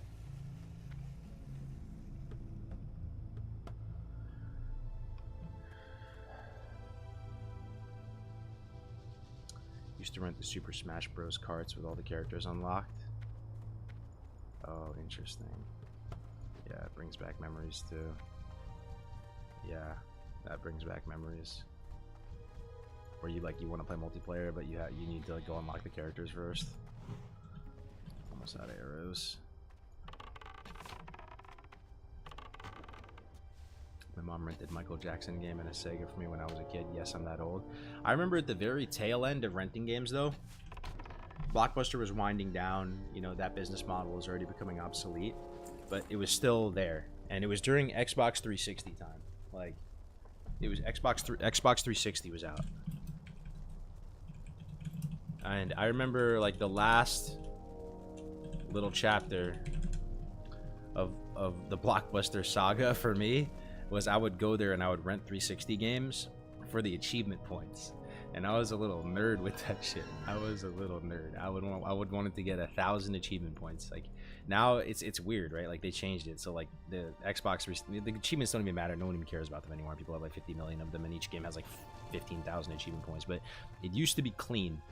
An Xbox 360 game only was allocated 1,000 achievement points. That's all the game developers would be able to, like, they're authorized to issue, you know? And some games that weren't that try-hard games would make it easier to get the achievement points. So like they'd give you 100 achievement points per thing, right? Like, and some that were like more complex games, like the Halos and stuff, like you'd get 5 points here, 5 points there, and it would take a lot. It would take, you know, to full 100% complete it, it would take way longer. But there's like some random games like King Kong and stuff that you could go rent and just like go get 1,000 achievement points. But the games were kind of fun. Like, so I'd go to Blockbuster and rent these mid games, and I would be compelled to play them and try to get all the achievements. But like, I ended up enjoying them a lot, and I did that for a while. I just go rent some random game, have a reason to play it. I was here for episode 1 GMA. I'm also Jim Boston Jr. on YouTube. Oh yeah, dude, I remember Jim Boston. Of course, man. Yeah, you're the dude with the beard and 100%, bro. You supported me a lot over the years, man. Good to see you, Jim. Hell yeah, bro. I remember you for sure. Having nothing but the box art to judge a game off before renting buying was an era. Yup. Bro, I don't know why. I don't know why, dude. Like, getting older fucks me up. Like, it's literally like my kryptonite. Like, it's like I don't like it. It upsets me that it's going by so fast, because I still remember it, like, massively being a kid, and like just that whole vibe, right? That guy, like, you say that, and I remember going to Staples. It was the first computer game I ever bought in my entire life. was Age of Empires 2, The Conquerors. No, it wasn't The Conquerors. Age of Empires, was it 2 or 3? The Rise of Kings. First PC game ever in my life. I remember my dad had to go buy something from Staples, like just some office supplies. I'm browsing around Staples, just like in the computer game section. They had like a small little section. And I'm just like looking at the back of the boxes. And like opening the little cover, and like looking at it. And you know, like they had like the little security like thing on it. So sometimes you couldn't open the front. And being like, yo, this game looks good. And just getting, you know, that game just changed my life. That game was so good. Like that's on my top 10 games of all time for sure, like 100%. Like, the game is super old, but the way they did their cutscenes, like I think that's why like I kind of like do like military history to a certain extent. Like I like it a little more than I should, like just learning about battles and stuff like that. It's because of that game. It would teach you, like, you learn about Genghis Khan or Joan of Arc or whatever, and it would go through the campaign, and it was like very tastefully done. It was all with like hand-drawn illustrations as opposed to some like really shitty like CGI or whatever. And they would, you know, nice narration, and they would just tell you about all the battles and the, you know, whatever. But yeah, Civilization and AoE 2. Yeah, I played some Civ too. I mean, the cheat codes in that game in Age of Empires 2, I still remember like all the cheat codes. Why do I remember that? I remember all the cheat codes in like GTA Vice City. I remember all the cheat codes in GTA Liberty City. GTA Liberty City, underrated though. Vice City gets all the praise, but Liberty City was really good. And then also that game Max Payne. I don't know if anyone played that. Another underrated game. The original one, so good.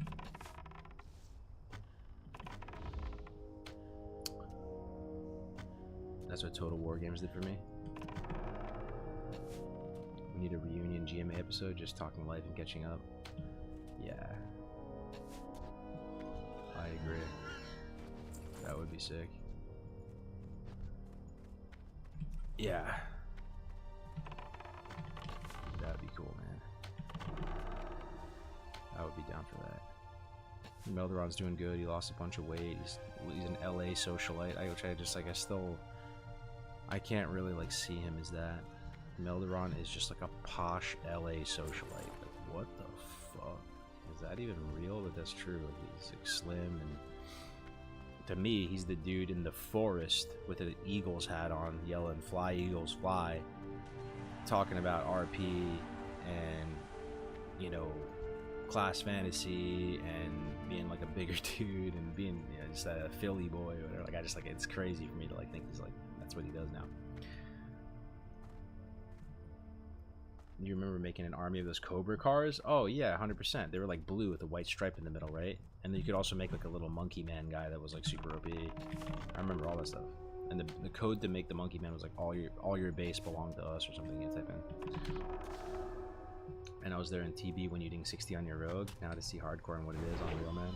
Yeah, dude, we were talking about that earlier. It is crazy. But I would think that, at least just from my perspective, it feels like the vast majority of people playing hardcore, they didn't follow any of that stuff, right? Like they have no idea about that community, or any of it. Just like an entirely different group of gamers now. Very good to see you streaming again. Been following you since you were calling Iron Man. Thanks for all your work. Yeah, no worries, bro. It's been a fun ride. But for those of you who don't know exactly how it transpired, like, I just wanted to make some fun content with you guys. So I wanted to do an Iron Man challenge. And Iron Man had been around for a while. So I wanted to do a modified Iron Man challenge. That's what I was calling it. I made a bunch of logos and stuff for it. Yeah. I thought the logos turned out pretty good. I was stoked. I was having a good time. And then it's almost, it doesn't even sound believable. But the guy who invented Iron Man and who has a site for Iron Man, he messages me and he's like, yeah, you can't call it Iron Man. Like, what you're doing is not Iron Man, and there actually is a community of us that play Iron Man, and you have to call it something different. and I was like, bro, can I just like have it? I was pushing back because I just made these logos and stuff. You know how I am with art assets. Like I was liking the way the stream was looking, and I was like, dude, can I just like, what's the big deal? Like, it's just a modified thing. And he's like, no, we're working with Blizzard actually. We have a site, and like we have big plans for Iron Man, so like what you're doing is not Iron Man. Like we would really appreciate it, because we were getting a little bit of traction with it. Like the stream was doing really good, you know. He's like, could you call it something else? And I'm gonna be honest, he actually had the name. It wasn't me. He was like, you should call it Hardcore. And I was like, I don't know, man. Like Hardcore's like in Diablo and whatever. And then like just the next day on stream, I brought it up. I was like, yo, this guy hit me up, like saying that we can't call it Iron Man. Like, what do you think about Hardcore? But the main reason why we didn't want to do Iron Man, if you remember, is, do you guys know what Iron Man is? Do you remember what Iron Man is? You can't use talents.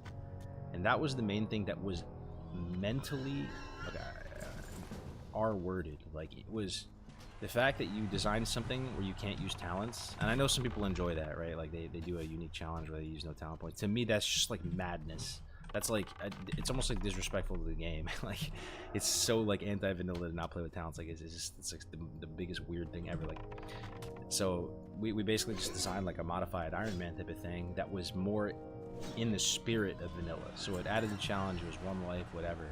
But it felt like you were actually playing the game, but just playing the game with finesse. Playing the game where you respect the game world, the stakes are high, blah, blah, blah, blah, blah. And that's really how it started. Like, at the very, very genesis of it. All whites too, yeah. Good to see you though, Count Von Cat, first time in the chat.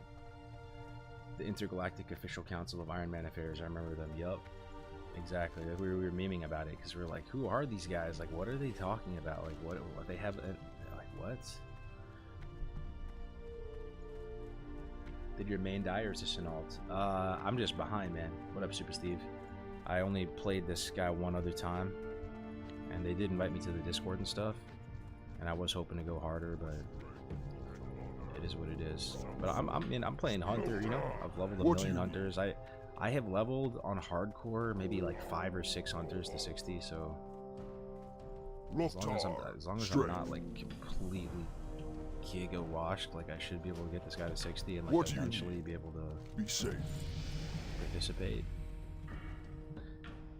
Are we going survival, boys? Are we doing something cool? Or are we going standard right now? What are we gonna do? We have talents now. Now I'm like a little more interested in the game. What do we do, man? What do you need?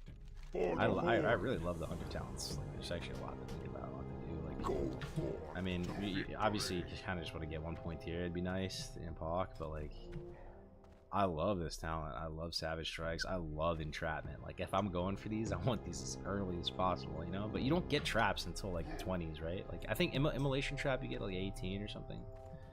So you can't get too excited. You can't get too bricked up about Entrapment and all this shit until you're a little bit later. So I think we just go 1 here. That's it. I'm gonna start going survival. But yeah, we're gonna go survival, boys. Survival. If you have questions about Hardcore Hunter, ask away. I've leveled a ton of them. I've made every mistake you can make when it comes to Hardcore Hunter. I've greeded out before and lost characters at high 50s. I've leveled hunters to 60 in a week, in less than a week IRL. I've leveled hunters to I've gone from 1 to 50 whatever. Like, I died at 58 or whatever, right? And then I ran it back immediately and got in my 50s again in a couple days. You know, I went like super hard. And then died to a Devil Sword, and then I was cooked, and I quit for a little while. But you know, just anything about Hunter, I'll probably have a decent answer for you.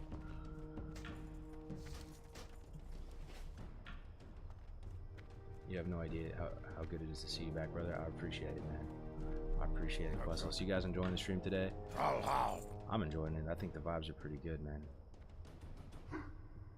The vibes are pretty good. Vibes are pretty good.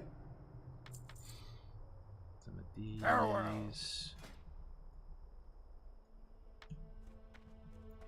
Doing bad on bags, though.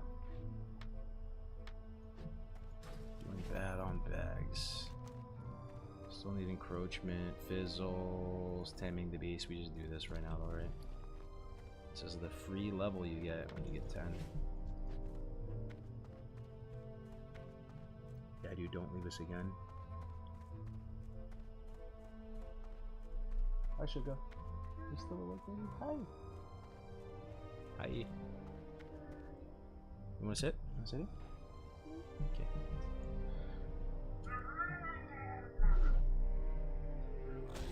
Oh, so I have two daughters now. This one's 3, and I got another one who's 4 months, 4 turning 5 months now. Girl dad. Yo, Super Steve with the tier 1, bro, on a 1-month streak. I appreciate that, Steve. Thank you, my man. Thank you. I appreciate it, dog. Nice. I have 2 daughters, 5 and 2. Thrallhall, go forth to victory. Be safe. May your blades never dull. We should use our Hearthstone cooldown here, I think. Just make use of it. Just got Crescent Staff at level 10 on my Hunter. Whoa. Wait, what? You got Crescent Staff at level 10? I mean, you have like a level 60 carrying you or something then, right? How is that even possible? Because you have to kill turtles that are like level 15, 16. I mean, you can do that as a hunter, but that just sounds so painful and tedious. Screenshot on Discord whisper? That's crazy. Hey bro, it was cool meeting you at that pickleball tourney. Hope all is good. Oh dude, oh you're I Bleed Blue, Super Steve? Yeah. So I'm in Missouri for doing MLP. MLP stands for Minor League Pickleball. I was there for the national championships in Fenton, Missouri, of all places. And I'm there with my team. And randomly, a dude comes up to me and he's like, yo, man, like, not to be weird or whatever, but I followed you for years on Twitch or whatever. You know, call me Kargoz and stuff.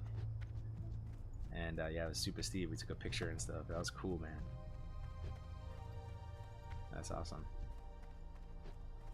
Yeah, I cleared Wailing Caverns with my 55 warrior. Gotcha. Makes sense.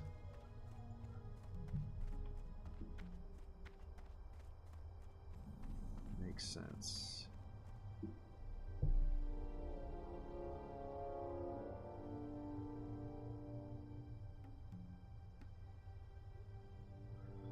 Alright, let's get a surf crawler.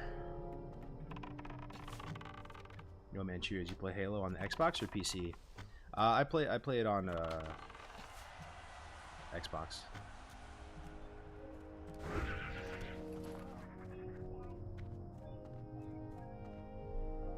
Yo, man, I still watch your guides. What's up, Lyser? First time in the chat.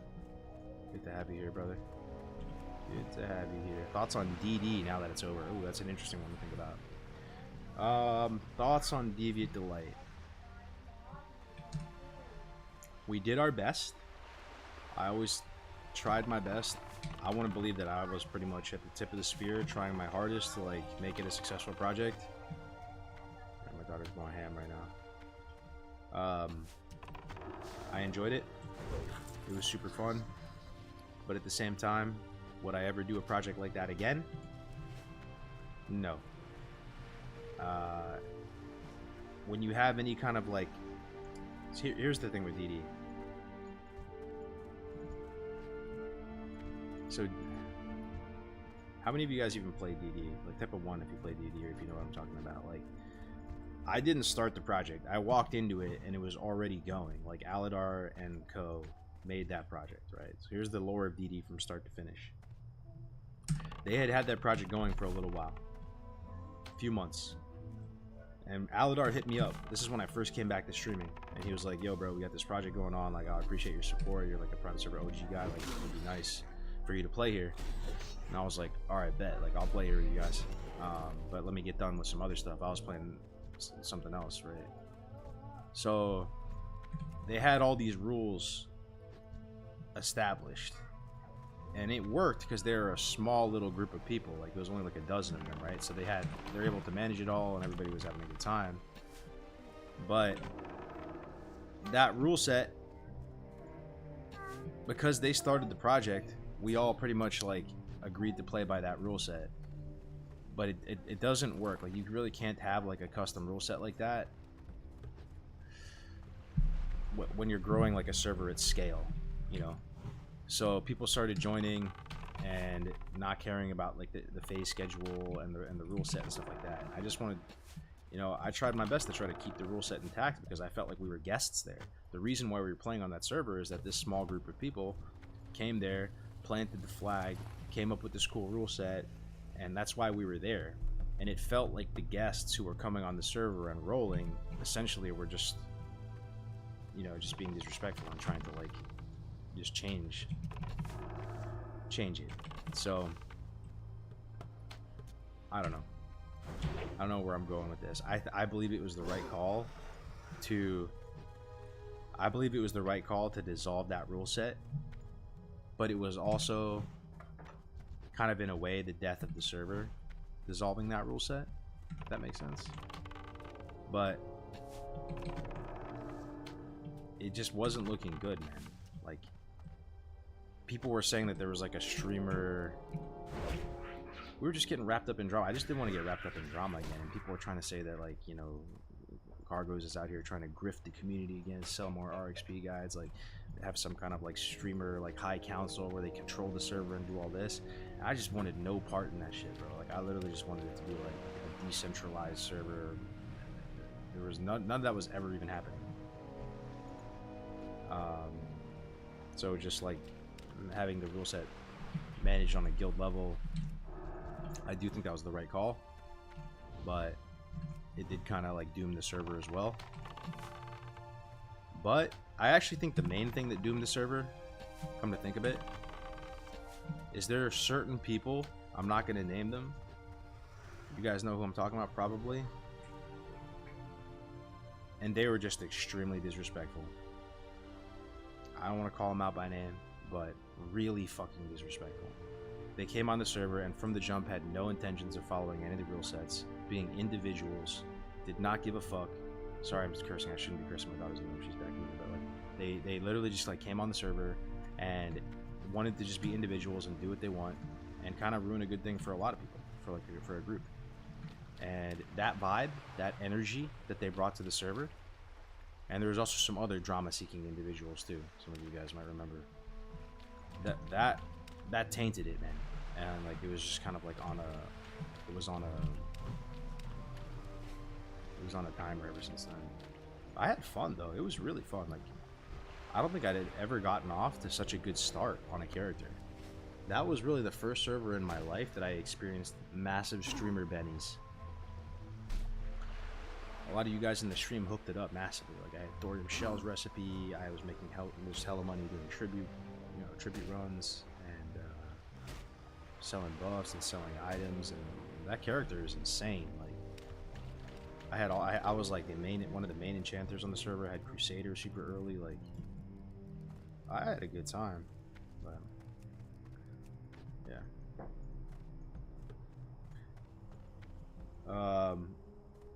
This killed him on Night Slayer outside BRD. People saying Greek, but stay safe. Literally started off with 0 rules from the get-go. Yeah, it's your words, not mine. But I'm not gonna correct you. You know what I mean? Like, it is what it is. It's not that serious at the end of the day. And I do think some streamers, I've never been one of them though, but this is probably the way you're supposed to stream. You are probably supposed to play a character when you stream. Am I right or am I wrong? I actually think the correct way to stream, where you're immunizing yourself to a lot of criticism, to haters, where you're able to protect yourself from negative feedback, where you can deflect a lot of these haters and trolls, is to play a character when you stream. Like, you are not yourself. You are actually not being your authentic self. You are playing an entertaining character, and you just, I think there's a bit of that too.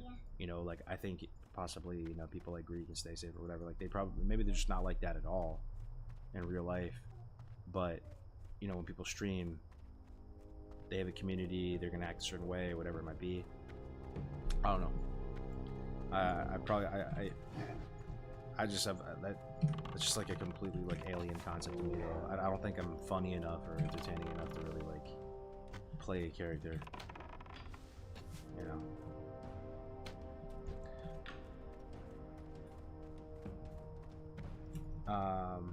Bluff Watcher stay winning. So DD though. Strength and honor. Yeah, you know that's another thing though. That's another thing that when I think back to DD, I do value loyalty. Like I feel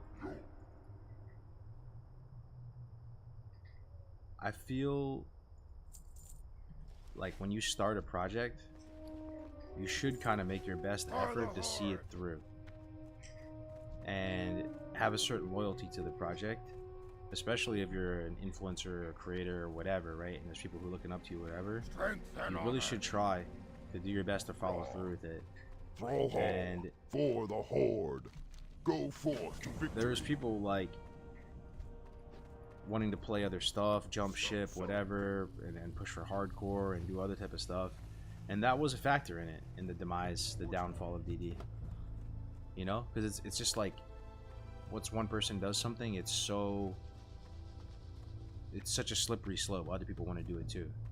It really comes down to just like being just wanting to be an individual, right? As opposed to like trying to build something. It's hard to build something. It's so easy to tear something down, right? It's so easy. So that was a factor, honestly, with DD.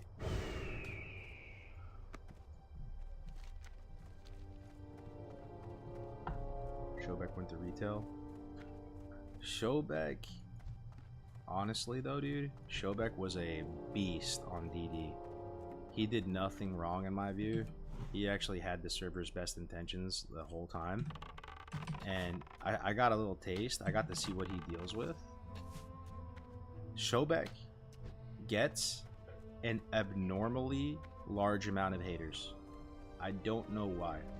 He told me that, I mean, and people have told me that I think it's because he kind of like, it's his persona, and some people just get triggered by like anime stuff or whatever, or like anime vibes, whatever it might be. That guy has to deal with so much bullshit. It's kind of wild. Like, he has people just like obsessed with him and wanting to grief him, and just like rolling on the server exclusively to grief him, and he just has to deal with so much BS. Like, it was crazy. And he like powered through, and just like he kept playing through all of it, and to have that type of determination, or being able to just play through under those circumstances and keep turning on the camera, keep streaming, when you have people that are just dedicating themselves to make you have a bad day, couldn't be me, man. That's tough for me. Bro, Twitch ads are weird as well. 30 seconds of some kids hitting a T-ball with no product being promoted, then an ad in Spanish. What are some things to expect while leveling a troll shaman in hardcore? Some things to expect. I'm trying to think of useful things to tell you if you're leveling a shaman in hardcore. I would like to tell you that shaman actually, in my opinion, is one of the harder classes. Not the hardest by any means. But there's a lot of weird things about shaman that can get you killed. You know, the fact that mobs generally have a lot of resistance to earth magic, and earth shock, you should never count on earth shock working. Like, you literally need to play assuming your earth shock is going to get resisted. If you're playing in a way where like you are expecting it to reliably save you and interrupt the cast, like you almost need to like play against mobs and assume that they can free cast. Because Earth Shock is the most disgusting ability. It just doesn't work.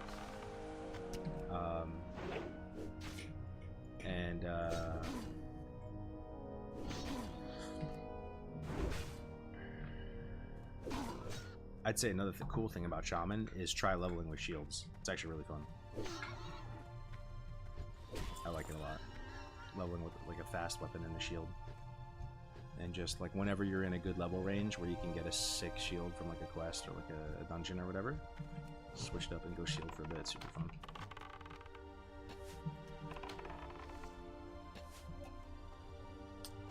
Dagger with Windfear and Shield is best. Yeah, it's really fun. I like it. You guys want to start a guild? I think I'm doing this Onlyfangs thing, if they'll let me back into it. I wouldn't be playing enough to want to start a guild or anything. Have you leveled as a survival hunter? It looks fun. I have. Yeah. And it's not the fastest way to level, but it's the safest by far, and it's a super fun and engaging playstyle, and you really feel like you're in full control of your character the whole time. You can do really fun things, you're really good in groups. And I will say, like, I remember vividly, he was a Night Elf Hunter. I was survival for most of the run. I'm in the home stretch. So my plan was to grind Furrow Bogs and basically do Winter Spring all the way to 60. I was like 58 or something, right? I'm in a very home stretch. And I'm spending a lot of time grinding mobs for Timber Maw rep and all that, right? It's just something you have to do. I'm just spending a lot of time in Fellwood. And Alliance is really, really good at grinding Fellwood because they have that northern camp as a hunter. And that northern camp has arrows, it has pet trainer, it has a flight path, it has vendor, songflowers there. Super chill, super good to just sit there and just like pump down Furrow Bogs. So I'm in late 50s and I respec out of survival to maximum efficiency grinding spec, which is basically just deep BM. I had a hurricane drop for me too, which kind of baited me as well. It's that like epic bow, and you know, just getting a purple light in. I just got baited, and I was like, I don't need this. I don't need the safety. I just want to pump. Respec BM. Died. I tried to do that Frostmaw Shard quest in Winter Spring, and some of you guys have seen the clip and stuff, like Yuzu and Mark reacting to it at the time. If I stayed survival, I would not have died. And actually, hardcore could have had a totally different timeline. This might be a bit dramatic, but yo, someone else bought the coffee. Let's go, dude. Eduardo, 2 boxes. Hell yeah, thank you, brother. Shouts out to Eduardo. Cactus apple surprise. But what I mean by that is me speccing out of survival and going into BM and dying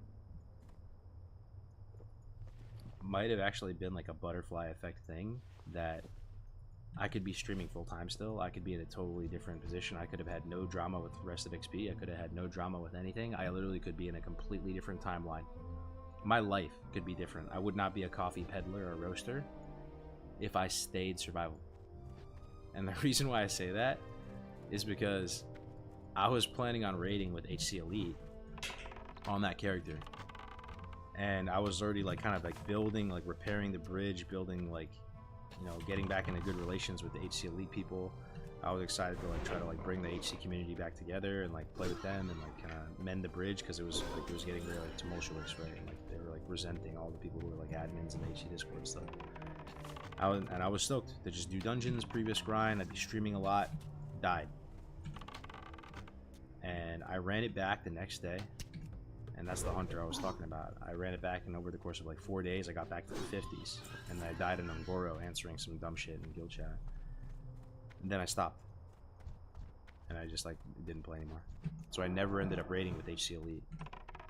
So it's possible. It's possible that if I stayed survival the whole way, I'm in a different timeline.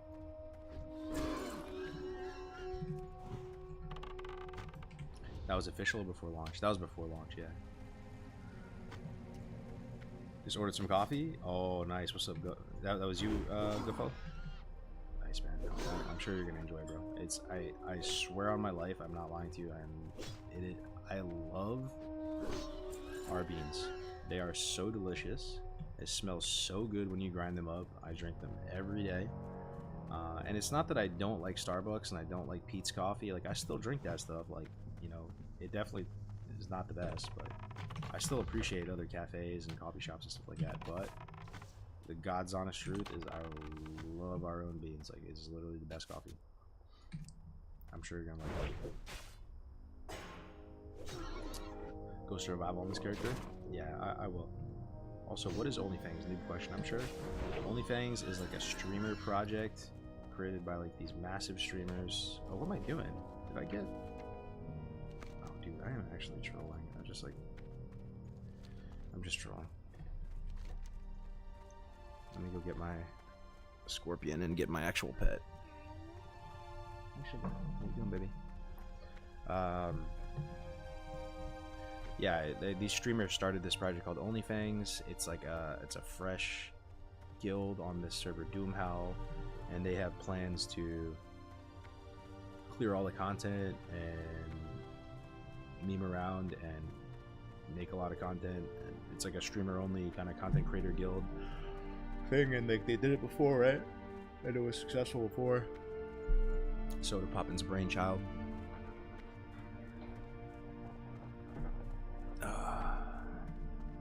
Who's rest at XP? Just Tactics and Tommy. No, Zarant's part of it too. 7 leaves. They're all still, the whole gang is still going with it. But yeah, I sold my equity stake in it like 2 years ago and haven't been affiliated with it for a long time.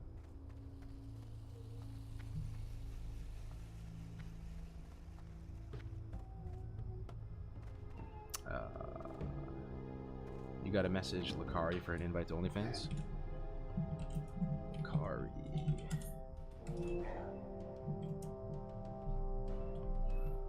I don't think he's online right now.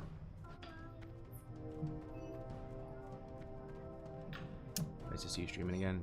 Yeah, this is a lot of fun. I'm glad to be back with you guys streaming. Let's try to make it a somewhat consistent thing.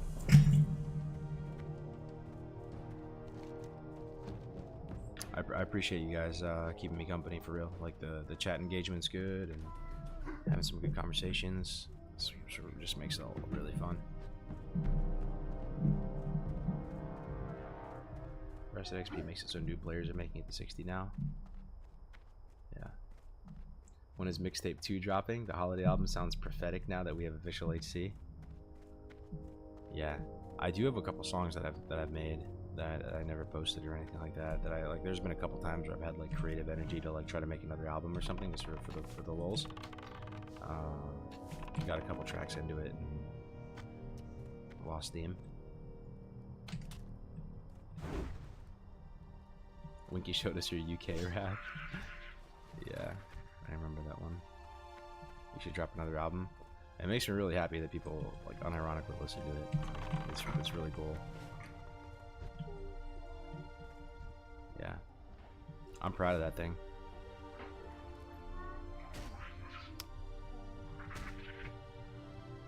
The forgotten tracks.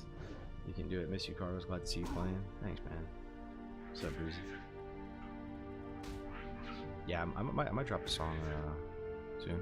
I mean, I came out with that. I came out with like a song somewhat recently, right? I want fresh vanilla classic. Yo, that sounds fantastic. No boosting, no swiping, no paper, no plastic, no multi-box cringe. I don't care about your input. Broadcast, hard pass. You lames are all trash. That one pretty much talks about these servers, but these servers didn't exist at the time. Yo, another person bought coffee. Jim Boston. Hell yeah, brother. Thank you, man. Supporting your boy. Ooh, not going for the cactus apple surprise. Going for the dark roast. Okay. Yeah, that's what you said. You like the dark roast and the cigars and that type of cigars. Makes sense. I appreciate the support, brother. I'm sure you'll enjoy the coffee, man. Take a picture. Speak, friend. When you Be get safe. it. May your blades never dull. Bro, that Benny Blanco song is legendary, bro. For real. Thanks, man. I appreciate that a lot, bro. Music's always been a big part of my life. I never really did anything with it.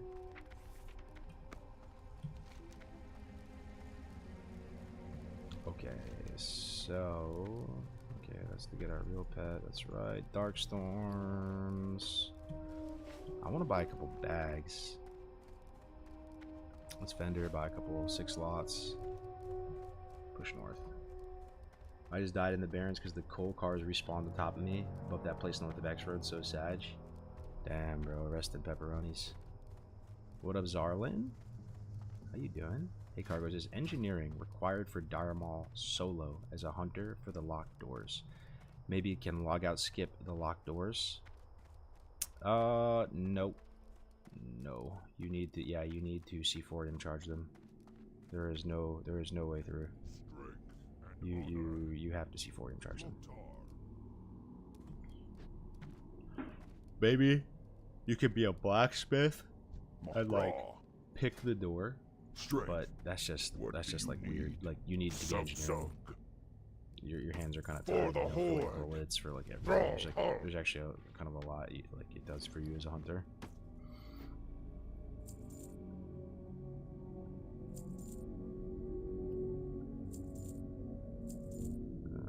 About one more bag. That's pretty hype though. 3-6 slots. That's pretty hype. Rip my skinning then. I'll go NG. Yeah, you kind of need to just go NG. Oh, we did get NG mining. I need to buy a pick. I think the pick is from this dude, maybe? No. Probably weaponsmith. Strength and honor. Oh, it's this guy, 87 silver. Go with honor. But yeah. We'll go NG mining. Dark storms. You won't be able to chase the mobs off and log out, skip to it, right? There's mobs standing at the doors. Nah, you could, man. You could, because it's the same thing with the C4 charge. You have to cast that thing on the door. It's not an instant cast. You pretty much have to cast. It's like 3 seconds or something. So what you do is you drag the mobs away with your pet, and you run up to it, and just you could scale it. You could like use a key to open it, but I think like you can't really like the keys for blacksmithing, aren't they super annoying to make? Like they take a lot of materials for no reason. It's like they're undertuned. You know, just to open like even like level 60 dungeon chests and stuff with one of those keys, like you're having to use like Arcanite or something. Like it's something crazy. I don't think Kargoz knows the logout tech yet. Whoa, what up, Canby? It's good to see you, by the way, bro. Is there some new logout tech? Last time I was here, man, they were like fixing some of the logout skip stuff, and you couldn't log out and skip in the same way anymore. Get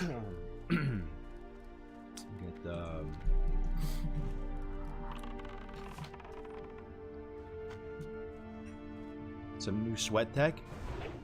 Really? Some new sweat tech. I'm all ears.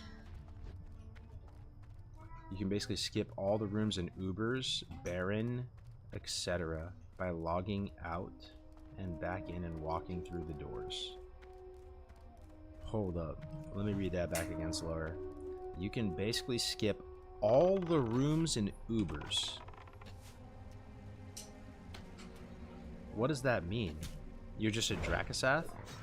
You walk into Ubers, you skip all rooms and you're at Dracasath? Please tell me that's not real.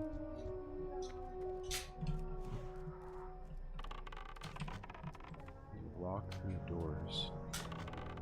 No, where there's locked doors, you can walk through them. Oh.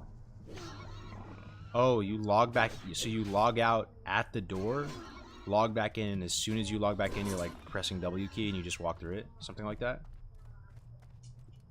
Something like that? That's crazy. Yo, what up, Lesmo? It's good to see you, bro. Yeah, yeah, I've been meaning to link up with you, bro. I had a tournament today I had to cater, so I'm like, I am spent, man. I pretty much was out there all day busting my ass, like just by myself, making the waffles and coffee and all that. And then I came back and took a nap and started stream. It's a Pokemon Red Blue travel tag. No, just walk up to the door and log out. Log in tapping W. Doors are open when you first log in. That is all. Oh, but that's crazy, man. Dude, that's new though. There's no way it was like that before. Because the reason why that must be new, man. So the reason why I know is that there's a trick to like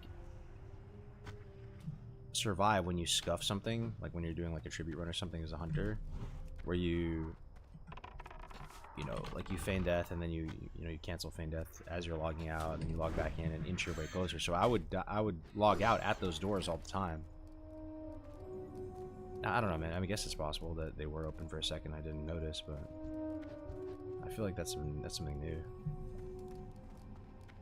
It came with the sod servers. Oh, you got time, big dog. Enjoy the fun. I got a warrior at 30. If you need a tank on your run, let me know. Nice. Are you playing in Lesmo? Are you playing in Onlyfangs 2 Lesmos? Yo, what up, Holy Bingo? How you doing, man? Hello, hello, hello, hello. Yeah, I'll pull it up here. This is it. This is the breakfast blend. This is what I'm talking about here. This is... I will shout it out. I will show it out one more time. This is my company, a new company. I am a coffee roaster Andy now. I started a pickleball-inspired coffee roastery. We roast our beans out in Oregon. We can ship anywhere. Everything is roasted fresh to order, so you place an order right now. Beans are roasted and shipped out same day or next day. And we mainly do pickleball stuff and like catering and all that, but just as a tribute to my favorite game, I wanted to make like one limited edition roast. So roasted, got a couple hundred boxes, and this is a Cactus Apple Morning Surprise. But yeah, I partnered with Gray's on it. In partnership with Twitch streamer Grace for Days, Cactus Apple Morning Surprise is a limited edition micro batch breakfast blend made in tribute to World of Warcraft Vanilla, the best game ever made. Big true. This juicy light roast has a taste profile that consists of huge bursts of dried fruit and citrus. This limited edition roast will surely give you energy to blast on the next fresh. From everyone at Side Out Coffee, we would like to shout out everyone playing Onlyfangs on Doomhowl NA.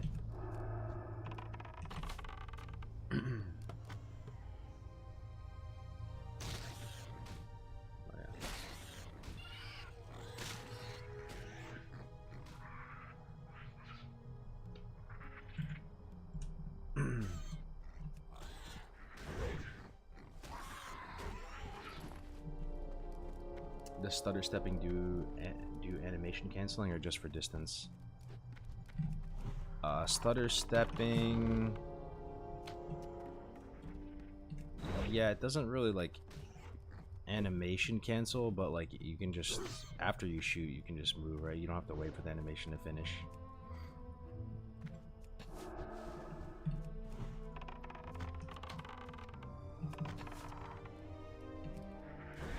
If you could choose any one video on your YouTube channel to represent what it was all about, what it would be, it was the video that I left up, man. When I had all that drama and I walked away from everything, and I only had one video on my entire YouTube channel, and the video was that holiday album. Because to me, it literally just like told the story. I mean, I streamed other things too. I didn't just stream hardcore, but like to me, it was like it's what I was known for, you know. It was like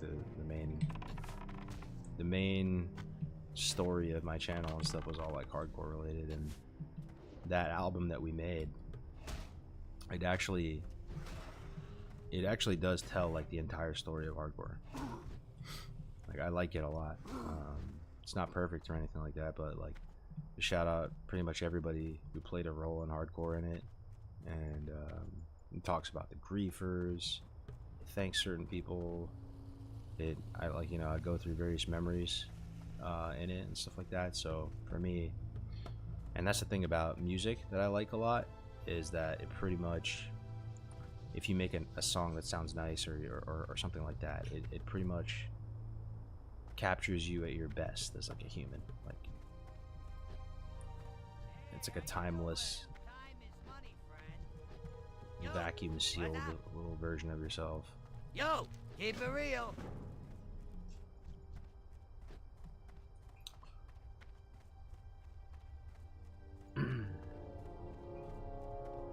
The classic bar you did a few minutes ago was smooth.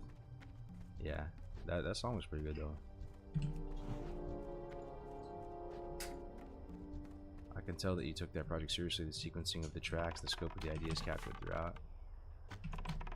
Yeah, I did, you know, and we had a lot of fun with it. But we made the entire album in like a week.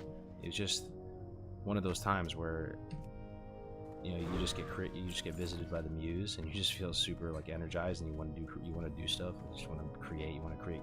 We had like just a super like hard hitting like music arc in Winky, and I just stayed up for like every night, like super late, just making these silly WoW tracks.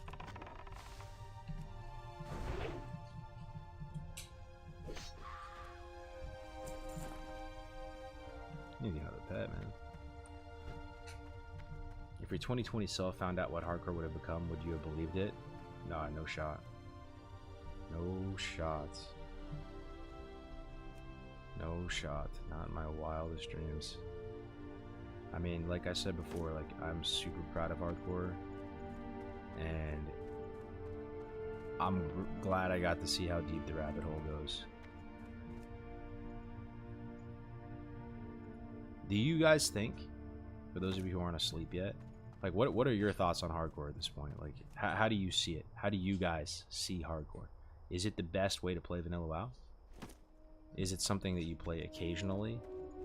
For you, is it just strictly better form of vanilla? I'm kind of like all over the place with it, because in some ways it's the best form of vanilla, like by far. Like, it actually makes it makes you respect the world. It makes you respect the mechanics of the game. It makes you compelled to learn all the mechanics of the game, play the game with finesse, respect the game world, you know, actually feel the danger, all that. But it is missing stuff. It's not the complete vanilla experience. I think you kind of need both, right? Like, you can't rank the 14 on it. Like, the PvP side is actually a really fun, like, big part of vanilla. You know what I mean? And there's none of the PvP stuff. And then just the feeling of, like, I like multi-life vanilla. When it comes to raiding and stuff, it's like much preferred to me than even hardcore. Like, I don't really like hardcore raiding. I want to be able to like pump on my characters, and like to the point where you're like, you know, really flirting with threat and like pushing the envelope, and I enjoy that, and feeling like my investment is safe in the character and like it's gonna be around. So that's where my head's at with it. Like, I love hardcore, and gun to my head, what version, what play style is a better love letter to the original spirit of the game? Hardcore. Hardcore is a better tribute to the original version of the game that we played in 2004 than how normal gamers min-max and operate in 2025, like when you're just playing the game normally. But I think I actually enjoy playing multi-life more than hardcore. If I had to just play a server for 2 years straight, would that server be a hardcore server or a multi-life server? Ooh, it's tough, man. That's probably just a normal server, man.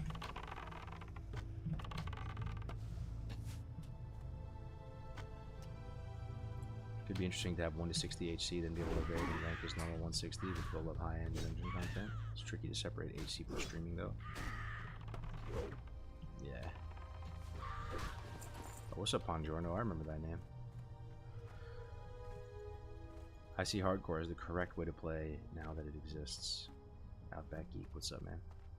It's got me playing and enjoying WoW, and before I wasn't even, so I guess that says it all. Yeah.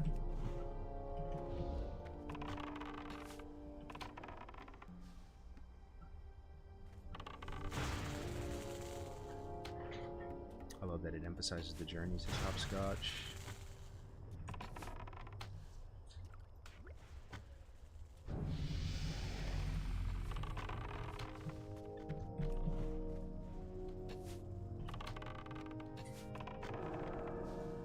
Let me check in with YouTube.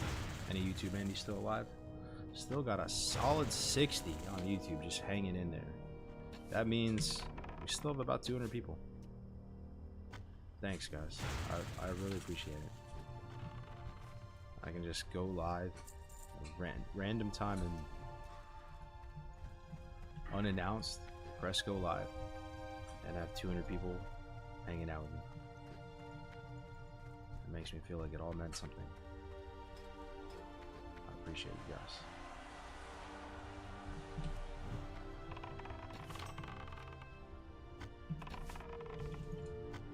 Let me see.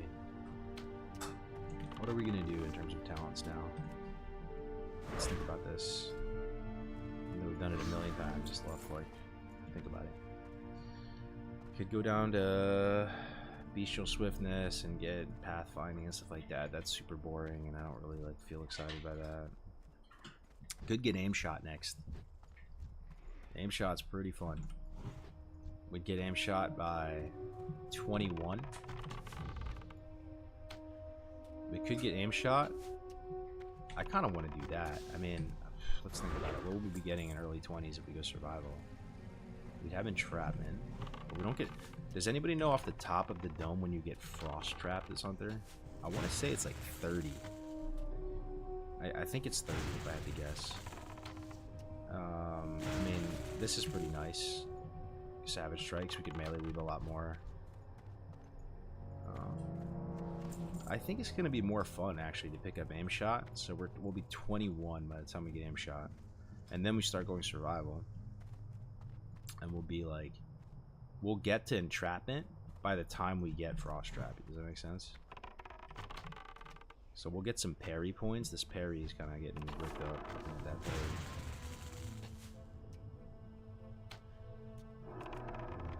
And then, yeah. By the time we trade frost trap, we have like a point or two into entrapment.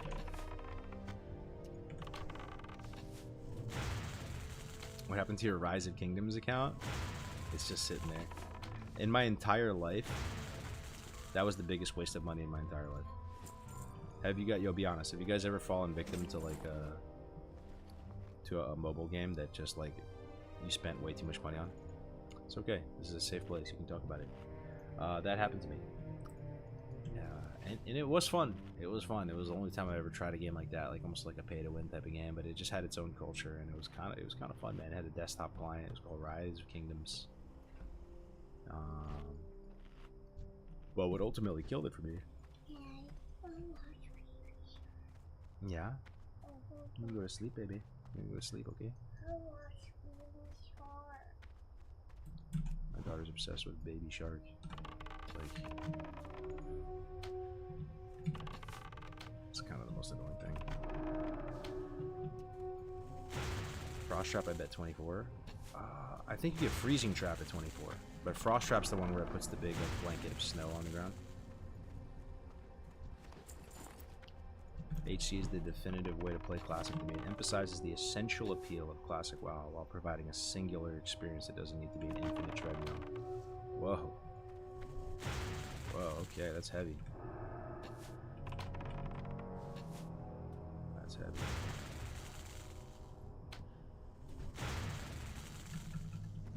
Let's get this node here.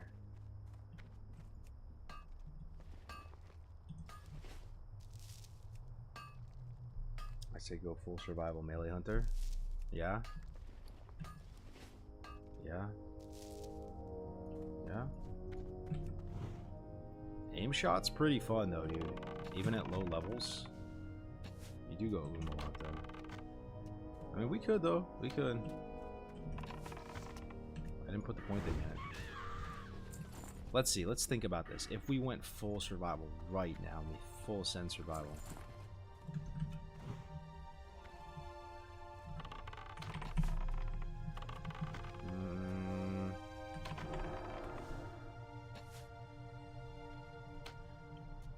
Probably be picking up this, like humanoid slaying, beast saying. I don't know. I kind of want the parry though. The parry's kind of fun. Just melee weave like crazy, but this it's stressing me out. 20 crit on that's pretty cracked. 20 crits. Okay. I think we go. Okay. We'll respec full survival when we can actually get a lot of good stuff from survival. Like let's go marksman for a little bit, and then once we have enough points to full on get like everything, like sure-footed deterrence, like just a bunch of this stuff, then we hard swap survival. Some of you guys might not have seen aim shot like early levels. It's pretty sick. Like, you know Alpi? Hunter God X? You know when he's speedrunning? He actually goes marks sometimes. For a little bit, and then he respecs the level. But he gets aim shot.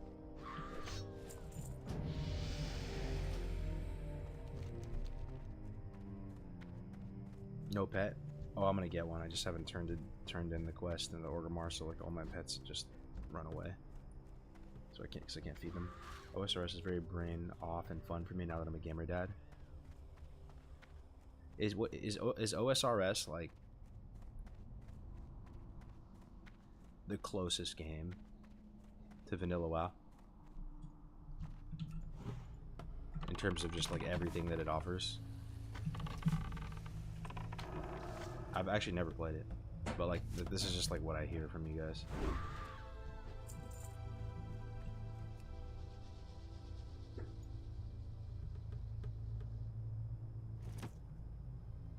We played together in Rock. Remember Hisoka from 3387? Wait, Marwan, you're not Hisoka though, are you? That's not you though, right? No shot. I remember that guy though. That guy. There was a guy who played Rise of Kingdoms, like this mobile game, right? Like, there are some whales in the mobile game world. Like, I don't know if you guys know this. There's these people out here that are spending hundreds of thousands of dollars on these mobile games. And yeah, that was a whole nother world. Like, to play some of these mobile games, you literally need to be like rich. Like the average spend on this mobile game that I was playing, like if you're spending like $1,000 a month or something, you're kind of like a low to medium spender. Like you're just kind of like a it's just wild, dude. Like that was the biggest waste of money for me. Oh my god, it was a dark time. That and Diablo 3. Remember when the real money auction house was out with Diablo 3? I spent too much money on that too.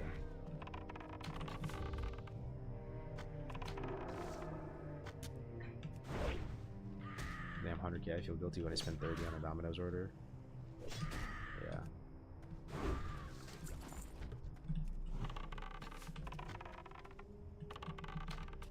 Yo, what's up, Dark and Wing? How you doing, man? Kargoz, I cannot stop dying. Highest level I've got is a Paladin to 47. What class should I play to get 60? What do you guys think? For someone who's never gotten 60 before, what class are you recommending him to play? Like, and don't just like spam hunter or whatever. Like, honestly, a big part of it is the fun of it too. Like, I'm not even kidding. Like, you can't just say Paladin. Like, the safest class is Paladin, but you can't just recommend someone to level Paladin. Like, it's awful at times. Leveling Paladin is super rough. Like, this man died at 47 on a Paladin. That is soul crushing. You die at 47 on a Paladin, like you don't even want to play the game for like 6 months. Like, Paladin's fun until you get to like the 40s, I swear. Honestly, I feel like it's Rogue at this point. Rogue is super fun. You deal with weapons, you have tons of safety, like just you're a melee class, you know, you pump damage. It's fun. That's probably what I would recommend. It's pretty safe. It was a drowning. Oof. Warlock. Yeah, Warlock's good too. Oh my god, look who that is, man. Donovan. We've been talking about original hardcore, the original hardcore crew. The original hardcore Motley crew all night. Donovan, good to see you, brother. That's a name I can't forget. Good to see you, man. How's everything going with you, bro? You still playing Classic? This is just like I haven't streamed in a while. I'm just on the itch tonight. I appreciate it a lot, man. Hunter is low-key difficult to make it to 60. You can get caught lacking so easily. 100%. Have they made like big data sets around hardcore guys, or they track like the success rate of all the classes? I feel like they did. I just like don't remember don't know if anybody has any little Snapple facts off the top of their head, but like what's like the the most successful class to get the 60? I'm gonna guess it's like mage. I don't think it's Hunter, if I had to guess. But I've been vibing on class, but back on C duty, so I haven't had as much time as I'd like. Oh, gotcha. Hunter was worse? No shot. Hunter was the least success rate? That wouldn't surprise me. That would not surprise me. Like you said, it's easy to get caught lacking. Like most Hunter players are just AFK watching documentaries on the other monitor, and they're not like keeping up with their melee skill, their defense. They're not like really actually building any like good fundamentals with the class, and they're just sending their pet in and attacking. Yeah, you get caught lacking. Dead. You feign death, you rely too heavily on feign death, and then it gets resisted, and you get 2 mobs on you dead. Yeah, I can see that, honestly. Mage is really good, too many oh shit escapes. Yeah. Only 1% of hunters make it to 60. That's wild, dude. That makes me happy, though. Because everyone thinks Hunter's so brain dead, you know? But like I said, if someone has a lot of experience on Hunter, it is the easiest class by far, probably. But like, if you're kind of noob to Hunter, probably one of the worst classes. Boy. I'm surprised Gray's made it so easily. So Gray's right now, he only has a Hunter, right? He has no Druid. That's such a weird. That's so weird to me. Gray's his main, and Onlyfangs is a Hunter. He can't be happy with that. I feel like he's dying inside, probably. Just Hunter. Wow.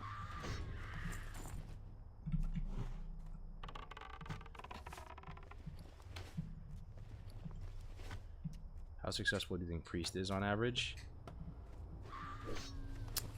I think it's probably like middle of the pack success rate. It is pretty solid and safe and consistent. The only problem with Priest is you just don't have a lot of escapes.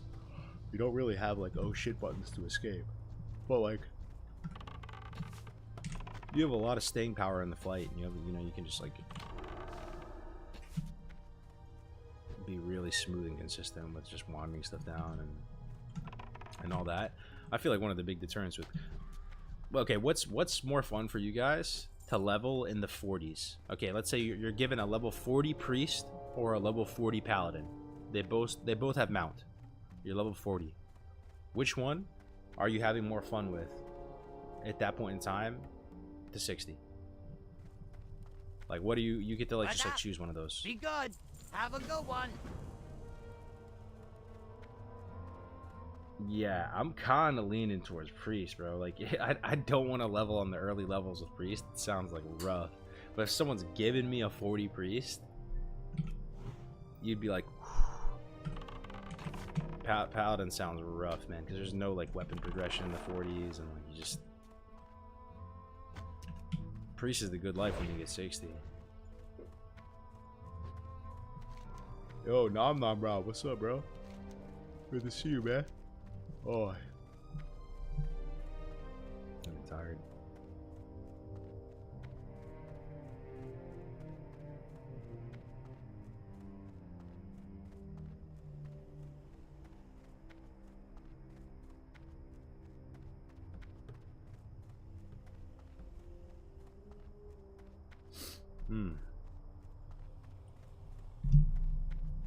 Let's go in here.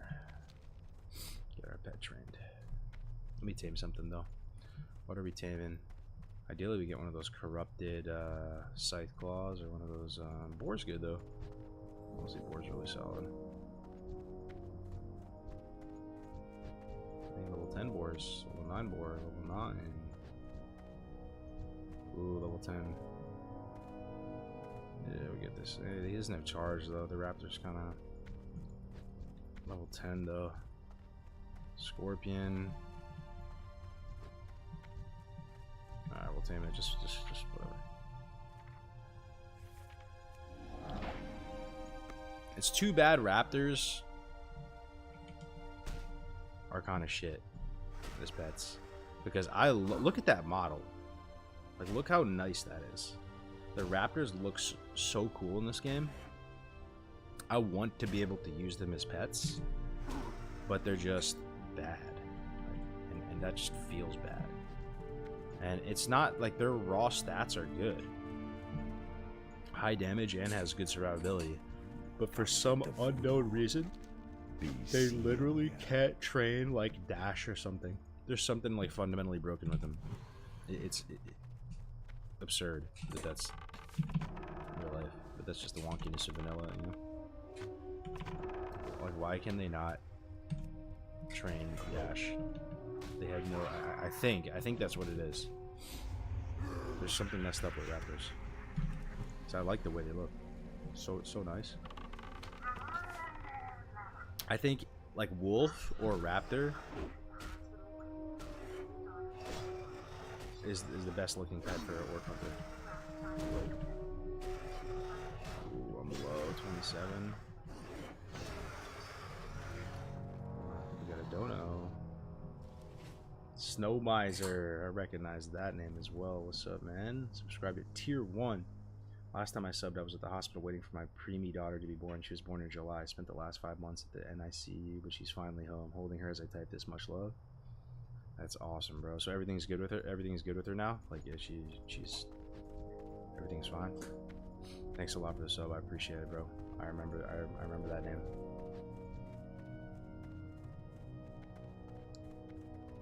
What's up, Fludge? See you too. I appreciate the sub very much. Like I said, I'm starting a new business now. I'm very much in startup grind mode again. It's still really early days for me, so all the support right now helps a lot. Ren's about to drop. Ooh.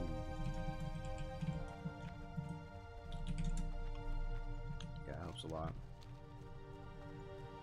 All good long, and I see you during the scene again.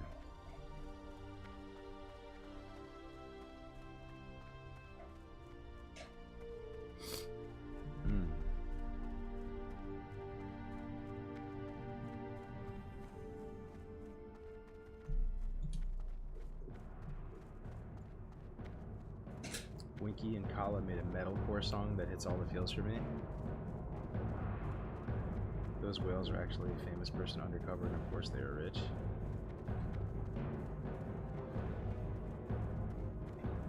Stable master in Winter Spring. Is there a stable master in Winter Spring? I assume so. That'd be weird if there's not. I can't remember right off the top of the head, but I'm pretty sure there is, yeah. I can kind of visualize it, like, right outside of Winter Spring on Everlock. Oh, wow, War Chief's Blessing just dropped. Oh, yeah. Fresh War Chief's Blessing. And they're going to drop Rend? Is that what they said? Dude. Oh, my gosh. Guys, can I ask you, what is your updated 2025 theory? Like, what would tactics say right now? If you have Rend and War Chiefs, do you just grind? On your pet and yourself. Oh, Edgies. Oh, shit. I know this guy. Pretty sure it's same Edgies. Are we just grinding right now, boys?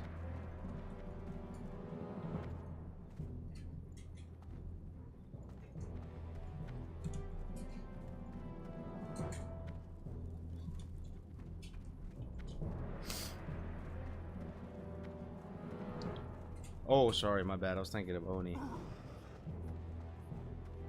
So it's just this then? Okay. Still good though. Still good.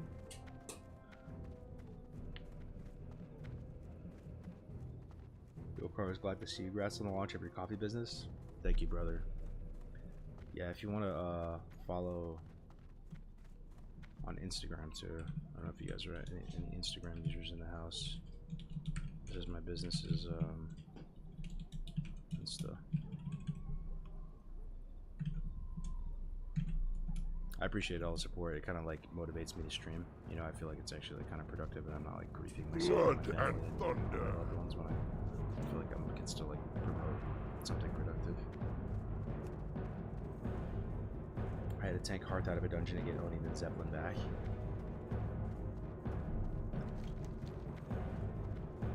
Yeah, I think if we had we had Oni buff too, I would just want to grind. But I think with just Ren, we just keep questing and doing our thing.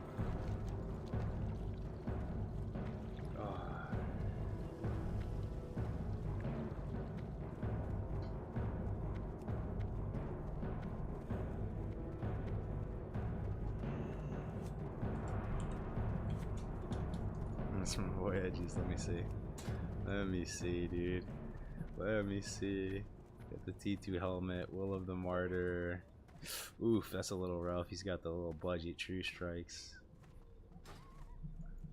Oh, he disappeared.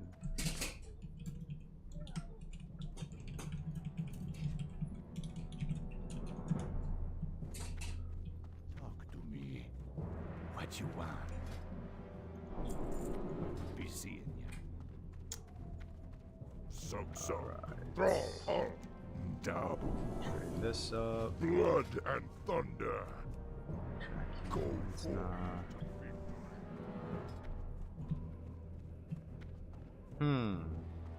Concussive shot daze or reduce mana cost of shots and stings on hardcore. Yeah, probably just the mana cost.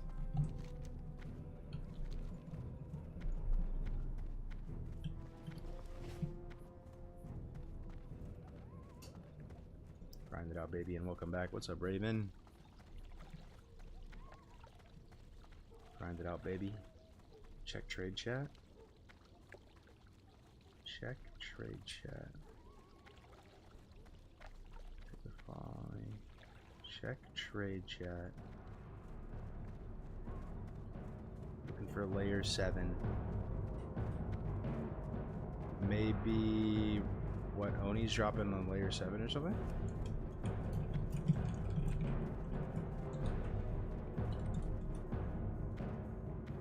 Oh no.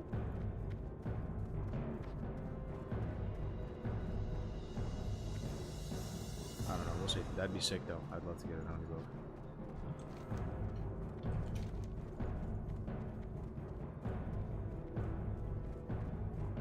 What's up, Nez? How you doing, brother? Yeah, I'm actually just gonna start winding down. I think I'm at the 3-hour mark. I should probably wind down. My daughter's still awake. I gotta kind of get her down, and I'm a little tired too. So yeah, I'm gonna start winding down here, guys. Thank you so much for hanging out with me tonight. I appreciate it. I want to make it a somewhat regular thing. I really appreciate it for real. Like I can't say that enough. Thanks for keeping me company tonight. I feel like I at least have like a respectable amount of people watching me, and